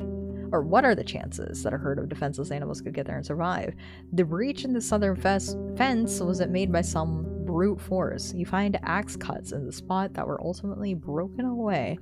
After all these years, there are no tracks that you can follow. Let's inspect the fields. You're surrounded by what looks like a field plowed in late autumn, disturbed by hundreds of rains and snowfalls. There's a few clumps of grass and wheat, but a place like this one, abandoned for years, should have already turned itself into a green lay. A barren field, maybe it was overused, but you would still expect the weeds to sprout. A curse? The path leading west from here ends at the edge of the field, shifting to a meadow then a forest. In the north, you see a path leading around the palisade. I don't have a way to investigate. Oh, heck yeah, you do. I use my amulet to sense if there's a Numa buried in this place. You unpack the wooden spheres, pleasantly smooth and light. The entire set fits in your palm of your hand. You place them in various spots, marking the positions by sticking a branch in the soil. All you do now is wait, so you brush butter for a bit and make sure the saddle doesn't bother it. You return to gather your amulets. All of them are much warmer than your skin. The entire field is corrupted, though seeing how there are already some plants growing from it, the spell is fading away. The curse is most likely as old as the last harvest. I walk away. I need these amulets to cool off. Your stomach makes you let out a painful groan. Where do you want to go?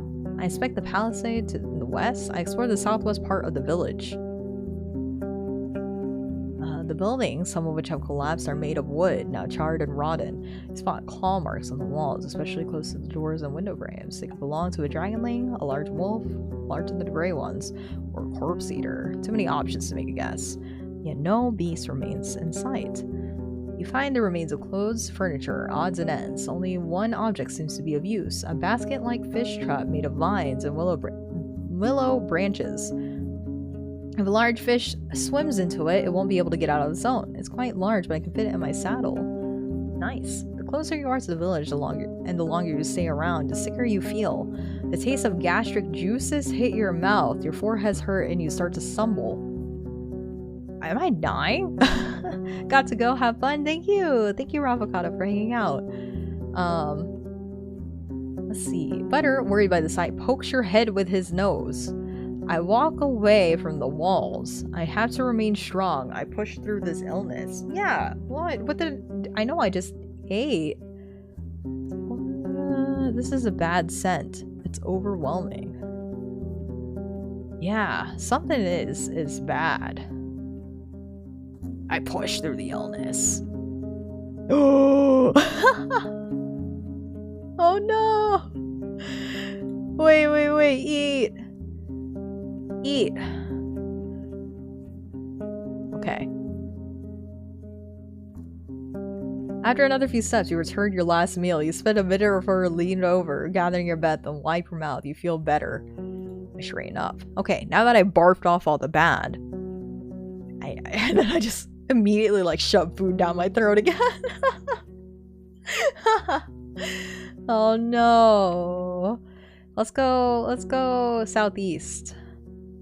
You find a small backyard. The ground is beaten. The grass grows only right next to the buildings. It would have been a fair spot for trained dancers and fighters. The stakes of the palisade are covered with playful carvings left by children who are portraying monsters and weapons of humans. The rubble has been pushed into the corners of the house. The furniture is broken, but you find something of use in one of the piles. A slightly rusty piece of steel. Uh-oh. We're gonna get tetanus. Once you pull it out, you realize it's a quarrel for a crossbow. Still usable. It won't be difficult to find a use for it. You feel a slight aching in your stomach. Am I gonna just barf again? Are you kidding me? No, stop barfing. Go to the main square. Ooh, okay, I'm scared. In every village, the main square is the fanciest area, meant to charm the travelers. Yet this is way more than you expected. The houses are as big as in Hovlin, and the paved roads took a lot of work and materials. The walls are now charred and riddled with holes. The walls are made of an expensive coated wattle. The tiles for the roof have also had to be brought here from different settlement. What game is this? This is called Roadwarden. Roadwarden. And it's been pretty good so far. I wasn't expecting to be playing this for almost 2 hours, but here we are. Hello, good morning. You peek inside the 3 smaller buildings, the rotting remains of their former splendor. The birds living in dozens of nests respond to arrival with quite a commotion. Uh-oh. You don't find even a single dragon bone or a tool or piece of furniture left unbroken or unrotten. You're surrounded by bad smells, dirt, animal droppings, and garbage. The well also stinks. It has no bucket, but you'd be afraid to use it anyway. Who knows how many birds have relieved themselves inside, or how many old rats have found their death while climbing up the walls. Suddenly you hear some sounds coming from the largest building. Your stomach makes you let out a painful groan. What? The smell has to be overwhelming, but okay.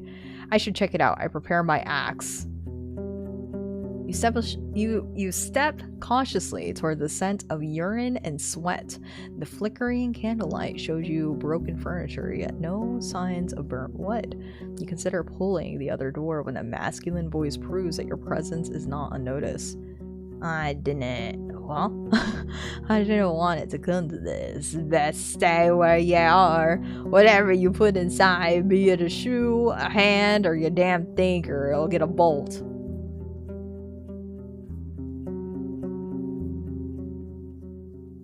Okay, so he's gonna shoot me. Why are you all pukey? I don't know. I think it's the smell. I've already barfed once. And then shoved food right down my throat right after, but... Distance. Hide my emotions. I'm the new Roadwarden. Let's talk. A short pause. Well, we can talk, we can, but how is it that you chose this place to visit from all that there are?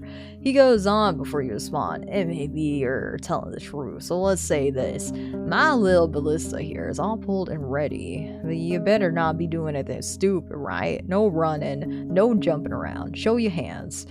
The man's voice lacked confidence, but his accent is tricky for you. He could be from the south, but as long as you don't speak too quickly, you understand one another.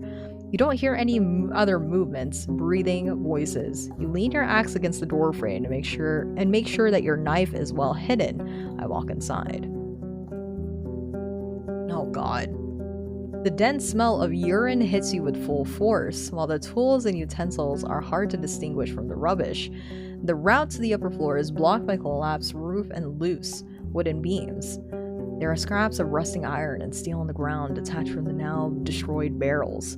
The scavenger is sitting on a blanket in front of the tent, pointing at this floor with his loaded crossbow. Not a short man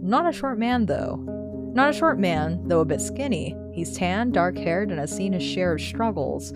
There are long claw scars on his left cheek, and another one that would divide his eyebrow in half if it hadn't been consumed by a fire, just like the rest of his forehead. His clothes are untainted by vanity. He's barefoot in a dirty linen shirt with rolled-up sleeves and simple pants that use a cord for a belt. His long beard and hair are untrimmed and tangled. I sit on the stairs with raised hands. I'm not a threat. Ooh. I stand near the door, watching his weapon. I'm prepared. He follows your gaze. Not a good way to make the air warmer, eh? I try to be safe, that's all. And I can't let you stay in my shelter. You better ride ahead. I already piled up whatever has a run. Candle lights are dancing on his burnt face and arms. I saw you, whores. Maybe you can help me, What are you looking for in this place? You don't sound like you're from the north. I want to make sure there are no undead crawling around. I need to get to know the peninsula if I'm going to patrol it. I'm short on dragon boats. I wanted to see if there's anything left behind. I was wondering what caused this place to collapse. I've heard about some bandits. They could have a hideout nearby. I'm looking for another Roadwarden, a man known as Asterion. I shrug. That's not your problem. How about, let's do the safest one. I need to get to know the peninsula if I'm going to patrol it. I better stay away from the eastern pass. No shells rides there anyway. Even the west and the coast have roads, like moose crap. I've traveled and pedaled for years now, and I wait for some group to join, and here, people don't travel, or know damn anything about any place. Just a waste of time, I tell you. A long pause. Listen. He scratches his thighs nervously. Ugh. I'm hungry. So damn hungry. I can't fish or hunt with all the 8 men around. Can you share anything about Roadster? I may be a drifter, but I wouldn't beg if I had lost my bags on the road. Here, I have a few prunes, a sausage, and some nuts. Should be enough for tomorrow as well. Take these cereals and crackers with some water. You'll have a gruel. Sorry, I don't have anything. I need to save it for myself. I may have something later on.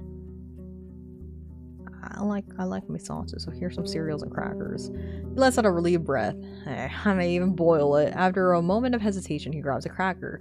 Without ya, I would have to run after birds with my ballista. But I need to save the bullets for the 8 men. And because of those stinkers I can't roast here, and raw meat makes me want to puke. Thank ya. After a couple of solid bites, he puts your gifts in 2 wooden bowls. I'm not going to eat with him. Now, Roadster, he says with a full mouth, if you have a question, I'll say a lot to make you get me out of here. Okay.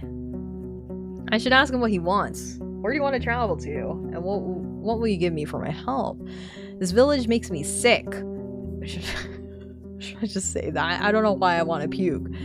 How do you keep the goblins away? Tell me about yourself. Are you sure there's no undead around? Have you searched the entire village? Are there no hidden treasures left? Do you have any idea what happened here? I heard some bandits. Have you seen any hideouts? Okay. What happened here, honestly? Well, I won't guess, but I saw many ruins. There's no treasure or skeletons here.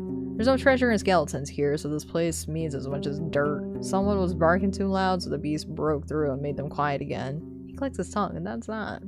Talking about nature's fury brings bad luck, don't you know? Okay, I'm looking for another Roadwarden. I don't know if I should tell him that. This village makes me sick. Me too, and the guts and the thinker. Gets easier with time if you're patient. Must be the air, the smell of death. Death and 8 men piss. He pats his stomach while laughing. Oh my god. Gross. Okay.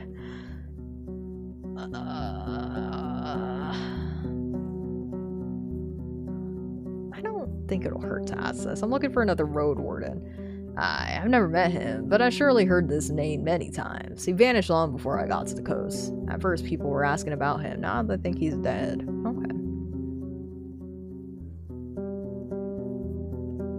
Are you sure there's no one dead around? I've seen none. People say it's been less than 10 years since the herds came back, but I know if anyone bothered with raising the pyres. If not, the dead are all roaming the forest now. He clicks his tongue with frustration. It may be that there's a walker somewhere under the debris, waiting to break through like a dragon in an egg. He looks straight at you. Yeah, you better not dig. Okay. I've heard about some bandits. Nah, I think they're in the north or east. I stuck to the western road and no shell bothered me. Sorry, can't help you. Okay. How do you keep the goblins away? I got a trick or two up me safe. A little something that scares them away even without magic. But tell you what, his smile turns into a wide grin. Help me get out of here and I'm going to share it off with some of you. Okay. Have you searched the entire village? You came to the wrong place. Time, moisture, and the damn boars devoured all the loot.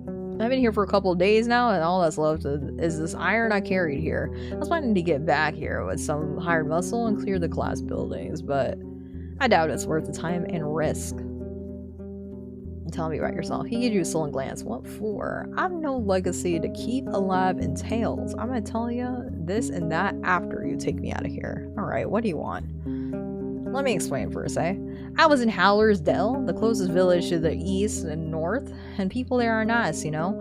Not like an old Pagos, they're all boring and grimmer than a crow. But they cry coin for everything, and damn good coin. I left. I wanted to look around the ruins, see if there's anything left, then move to Pelt, and hire the hunters to help me here. No luck, a bunch of griffs jumped my pack bird, and I just bought it. He spits on the floor, fast and nimble, but not brave enough to listen to me when all that screeching and scratching started. So it ran away with my bags. A few fell on the ground, and I pulled them here. But you see how it is. I won't travel around with a tent on my back. He taps the crossbow with his fingers. I need maybe a day more. Just a day more, and I'll have all the iron scrap from the barrels, so I can move forward. I can't take all my stuff alone, and without me around, the 8 men are going to break in and steal all my shit. I need to stay here, but since you have a horse, come back tomorrow and help me return to Howler's Dell. How about it? I just need to know that the road is safe. Safe as it can be, I mean. I don't work for free. What exactly do you want me to do?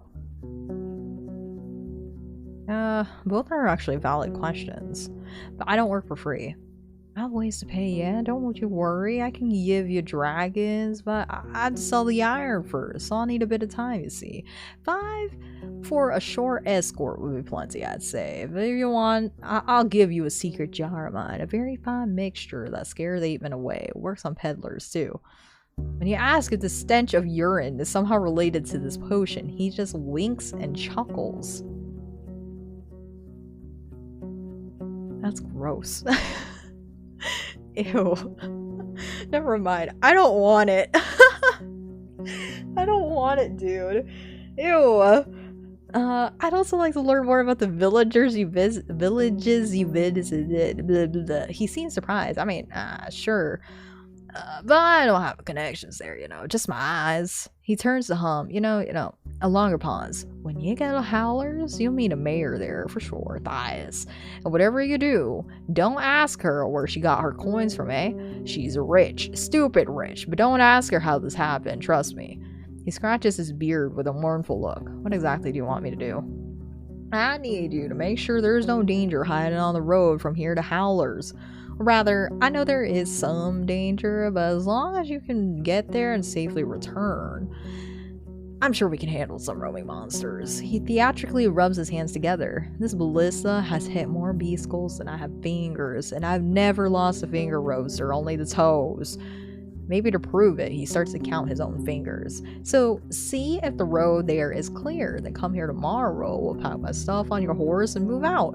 But don't come when it's close to evening. We're gonna need 3 hours on our feet, and I won't push through the night.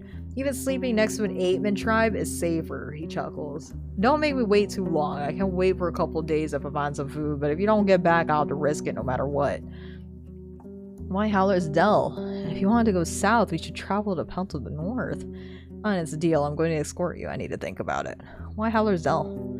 I mean, I see your point, but I've never been there. Can they afford my iron? Do they have the means to pay for it? I need coins to find a handy bunch that will walk south with me. I need new staff and bolts. I know the village is a nice place and even has a smithy of sorts. I had a chance to take a look though. It's a large inn, a safe one. They seem to be rich and have enough hunters to guide you south. You can find an iron. You can use iron to barter. Well, it's a shorter path, I guess.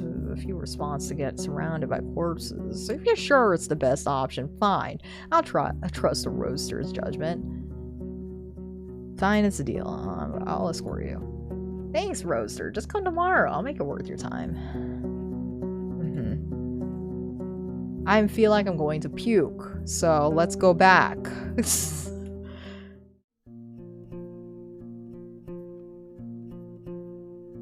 I don't know why I feel like I want to puke, though. It makes no sense.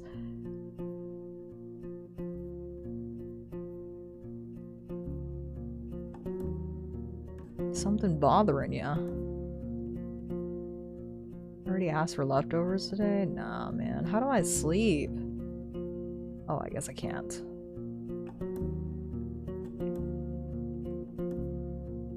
I'm gross. Can I buy more? No, an elk fur. My class were valuable. I can buy more tomorrow. More rations tomorrow. That's it. I'll just wait. Wait until evening. You step outside. Butter is fighting off flies with its tail. You hear the sound of work coming from the armorer's workshop. I enter the inn. Something bothering you? Nah, I just want to go to sleep. It's getting late. Better look for a safe place to sleep. Sleep on a bench.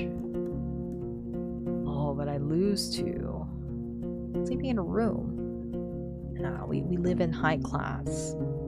High class living right here. You hear a thunderous roar. You rise to your feet and rub the sleep from your eyes. The doors are opening. People are shouting orders and words of warning. As you open the window, you see what's behind the commotion.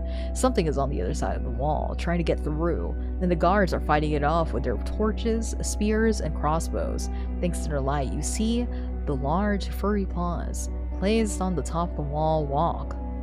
As far as you can tell, the beast is but a single leap away from getting inside. It's not their first night. They know what they're doing.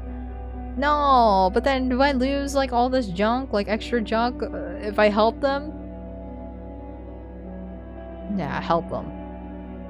You look for your gambeson and blades, still a bit foggy in your thoughts, and once you find them, you struggle to get inside the jacket. As your habits kick in, you see the innkeeper right in front of you holding a candle. You're a guest. Stay here, he says without a shadow of hesitation. My team has no time to worry about outsiders. Just after his words, you hear a cheerful laughter from the wall. Judging by the way they point their fingers and lower their weapons, the beast is fleeing. Well, I shouldn't expect to help people. People will need help all the time. Maybe if I had been there, maybe we could have caught it. Don't worry about it. Could have helped though, man. But I'm gonna barf it all out again. Maybe I shouldn't ask for leftovers. Once I go back to the other place.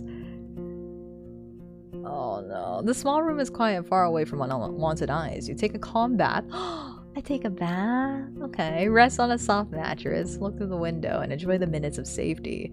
In the morning, you find a stool with a large wooden plate bearing an aromatic breakfast, a warm mutton stew, and a cold yogurt. Downstairs, the innkeeper is putting firewood into the stove. He asks if you need anything. Should I eat now?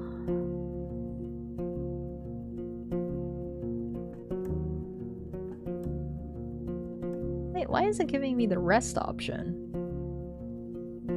Why didn't the rest option not work earlier? Okay, what time is it? 15 hours before dusk.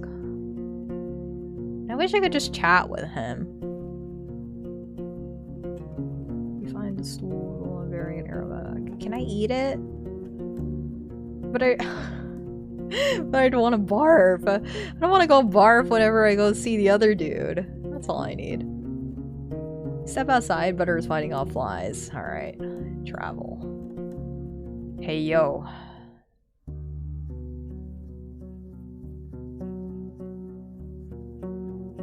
I return to the scavenger's camp. The village remains dead. The entrance to the scavenger's hideout is open. You see scraps of metal organized in piles, while the old furniture has been dismantled into loose planks and pushed into corners. Hey, Roadster! The man looks tired and his beard is sticky, but he smiles at you. If you're ready, I'll start packing the tent. If you don't want to wait, start putting the iron on your mount. It'll be quicker. Just say the word and we can leave. How much food do I got? Rations? Nah, he gonna eat. He gonna eat somewhere else. It's fine. I'm gonna head for the pole of the north. The scavenger keeps asking you to watch out for beasts and wraps the sharper scraps of iron in his cape. Holding the tent and putting it on your horse takes a while, and neither of you can sit down on the large pile of sacks and bundles.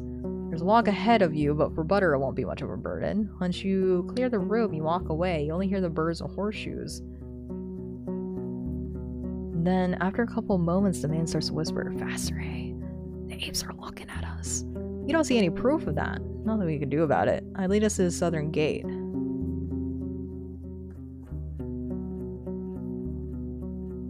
You move forward, slowed down by having to secure the bundles on Butter's back and carry your own bags. After half an hour, the man asks for a break. Even though you shared your food with him, he's not fully recovered from days of hunger, but the farther away you get from the ruins, the more cheerful and talkative he gets, mostly speaking about what he needs to buy and how much he hated the damn place. Then the beasts show up. I prepare my axe. This is where I die. A large bunch of griffins block the road near a pond. For you, their colorful furs and feathers don't look much different than the pack you faced in the valley days ago. There's still some distance between you and them, but it could be crossed in less than a minute. There may be 20 beasts in sight, and this time they pay you much more attention. They spread their wings and start to screech. Some of them make a few leaps forward. Your mount is too overloaded for you to turn away and get out of their range. Better to hold your ground, groans the scavenger, preparing his crossbow and dagger. True, let's stay on the defensive, but keep an eye on the horse. By the opposite, we should charge at them, yelling and swinging our weapons. Let's startle them. Let's focus on killing one of them as quickly as we can. Maybe the others will flee. Maybe I should ask him. I turn towards him. What's your plan? He shrugs. Not much of a plan here. Just kill as many as we can, and if we're lucky, the rest will tuck their tails and scat.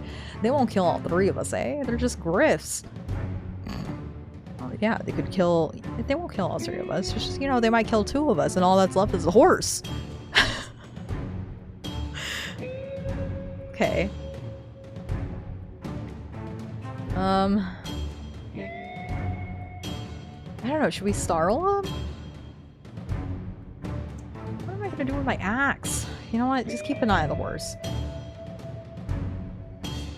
He nods and blocks the path between the beast and your mount, then raises his loaded weapon, moving his arm between the approaching creatures. I don't have a crossbow. I don't have a crossbow. I stay close to the scavenger, making sure nothing jumps on our back. I keep a distance between us so we have enough space to fight. I stay still until the creatures get into my range, trying to surprise it.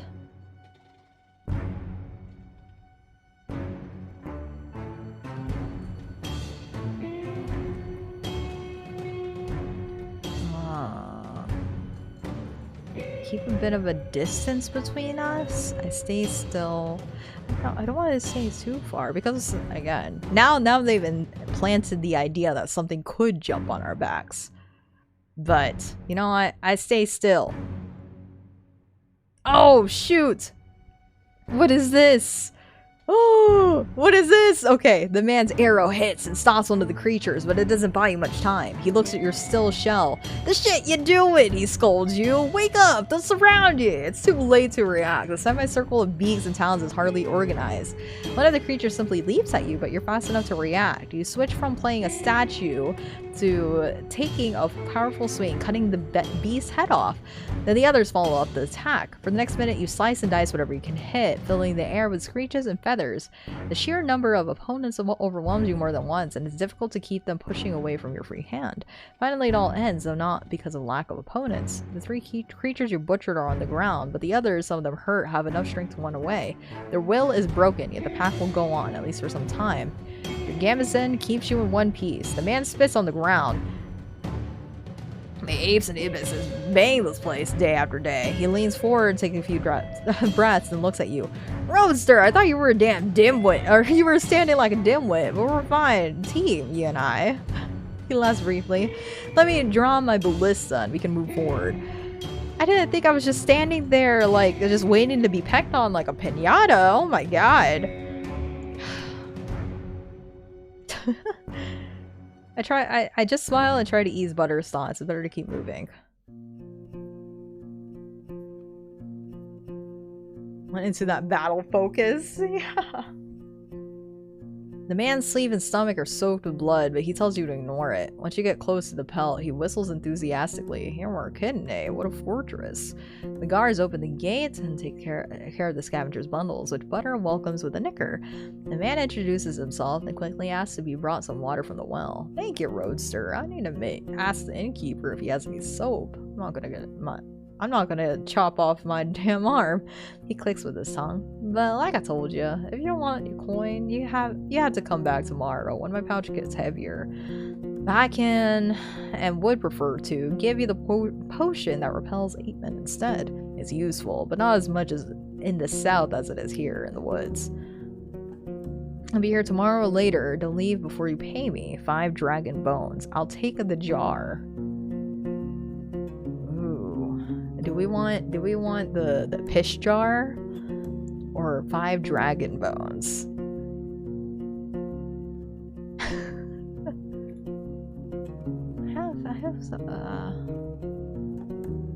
I don't know. The 8-men kind of like freak me out a little bit.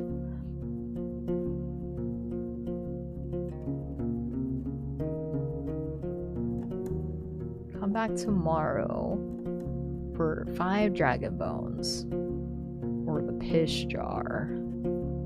Is the jar like a one-time thing? Am I just gonna be like permanent stink all the time with it? Like, am I gonna smell like that with you all the time? Do I risk being stinky?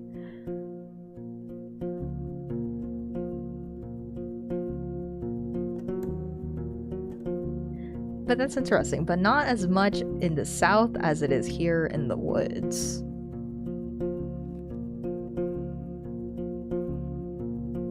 I'll take the jar. Ha, I'm glad. He unpacks a large jar made of clay. I'm not gonna lie, Roadster. It's pure troll urine, he chuckles. Don't ask me how I got it, eh? If you want to scare off some 8-men, use it before they see it. Trolls eat them all the time, so they stay away for as long as they can. You can imagine that you can feel the warmth from the jar. Well, I won't miss it. I'll be here for at least a couple of days. You'll find me around if you need me. After all my recent camping, I'm gonna spend a few hours kissing this nice, strong wall. He starts to laugh and walks away, waving goodbye. I pack the jar and just make sure it won't spill in my bag. Sheesh. Okay. I enter the inn. Some of the windows are open, revealing the dust dancing in the sunbeams. The innkeeper is dusting the corner of the shelves. The scavengers nearby, talking quietly with the innkeeper. There's the innkeeper. Take another look at the main hall. Oh, okay.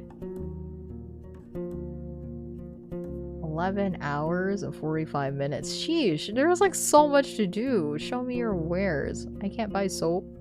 I'll buy rations. Maybe. I'd like to ask about someone. He sighs and looks out a window. Fine. You know what you're doing. Who you're wondering about. Tell me about. Ooh. Glossia.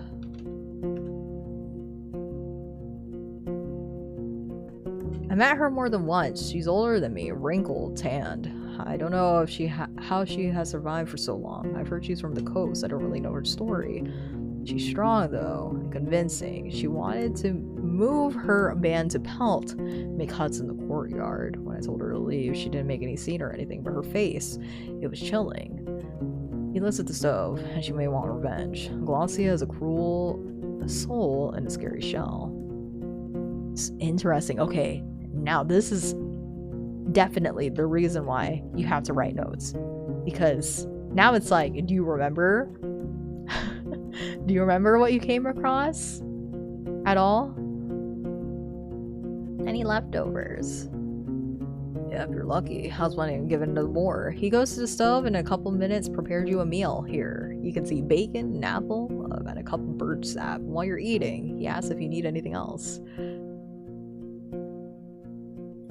Quick save. Wait, where can I like save though? Because this game is actually turning out longer than I thought. This is a demo, guys. This is more than a 2-hour demo. That's nuts. It reminds me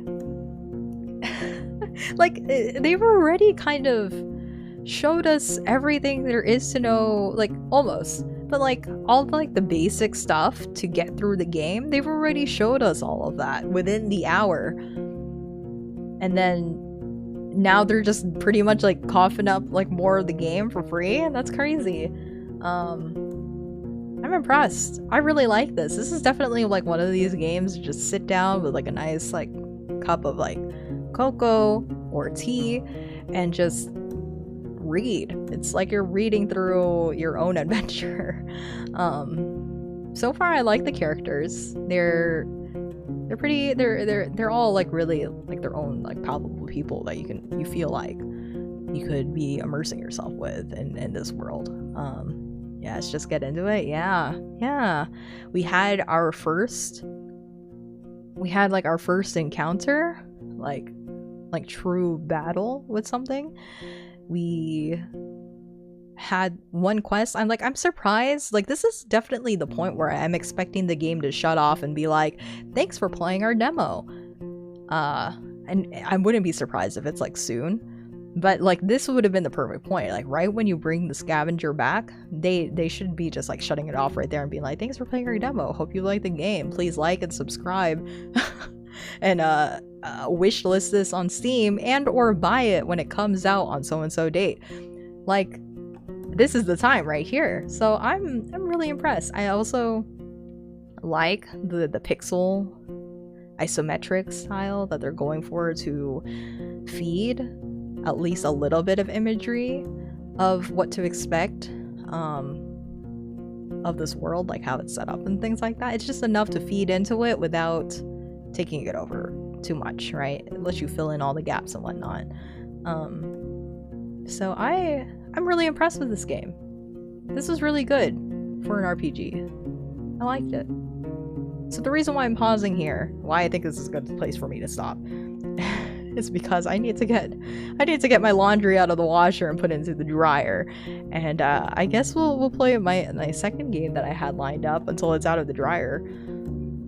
Mega impressive. Almost bought it on the spot. It's really good. I know I'm like stopping before it's demo game over, but I mean like I'm sold. This game is incredible. I mean I play a lot of visual novels, yes, but I don't think I've played a visual novel that was like pure text like this in a long time. I can't think of the top of my head of a visual novel that I just played pure text, but this is a lot. And there's a lot of different options, ways to interact with other people, and it genuinely feels like you're, as far as I've seen in the first 2 hours, it seems like your choices really, it definitely makes you feel like your choices matter. Now, if we're playing the actual game, hopefully it continues to feel like that and ultimately has something like that. But yeah, it feels like your choices matter. And it's even the little things, like how you would respond to certain people in situations, how they would respond back to you, what you can get out of them versus, you know, you could straight up lie to them. So it's nice. This is really good RPG. Hi, Wismander. Hope your night has been good. It's been good. We've been enjoying this game called Roadwarden. Really good 2 hours of it. I'm surprised that it's even beyond 2 hours. But for a complete like text-based game that is like targeted to people who like text-based games or RPGs like this, kind of makes sense that it's in the 2 hour mark, but this is the spot. This is like the spot to end it. I love text-based games. I would highly suggest, if you do, download the demo to Roadwarden and play it yourself, because the way that I play is anybody that plays this game will likely have very different runs. From the 2 hours that I've seen of this, there's a lot of choices that kind of outline your goals, your values, and your play style. So it's cool. It's cool. The one thing that I'm always like worried about is food. I think that'll always be my top priority. Health could be in shambles, but my food has to be like top notch all the time. There is like a survival aspect to it. I'm curious how long you can go without eating. Like how far can you go, like to starve? I swear if anything happens to butter, I will cry. So yeah, I've really been enjoying this so far. Really, really, really nice. I'm going to... Is it like a roguelike light? I'd say so. Well, I don't know. The way that I see roguelikes are like... Yeah, I'd say so. Just all text-based, pretty much. And then you have like a day-by-day system. But it's definitely very much an RPG. Very much an RPG. I like this music, so what I'm gonna do is I'm gonna BRB. Just a little bit.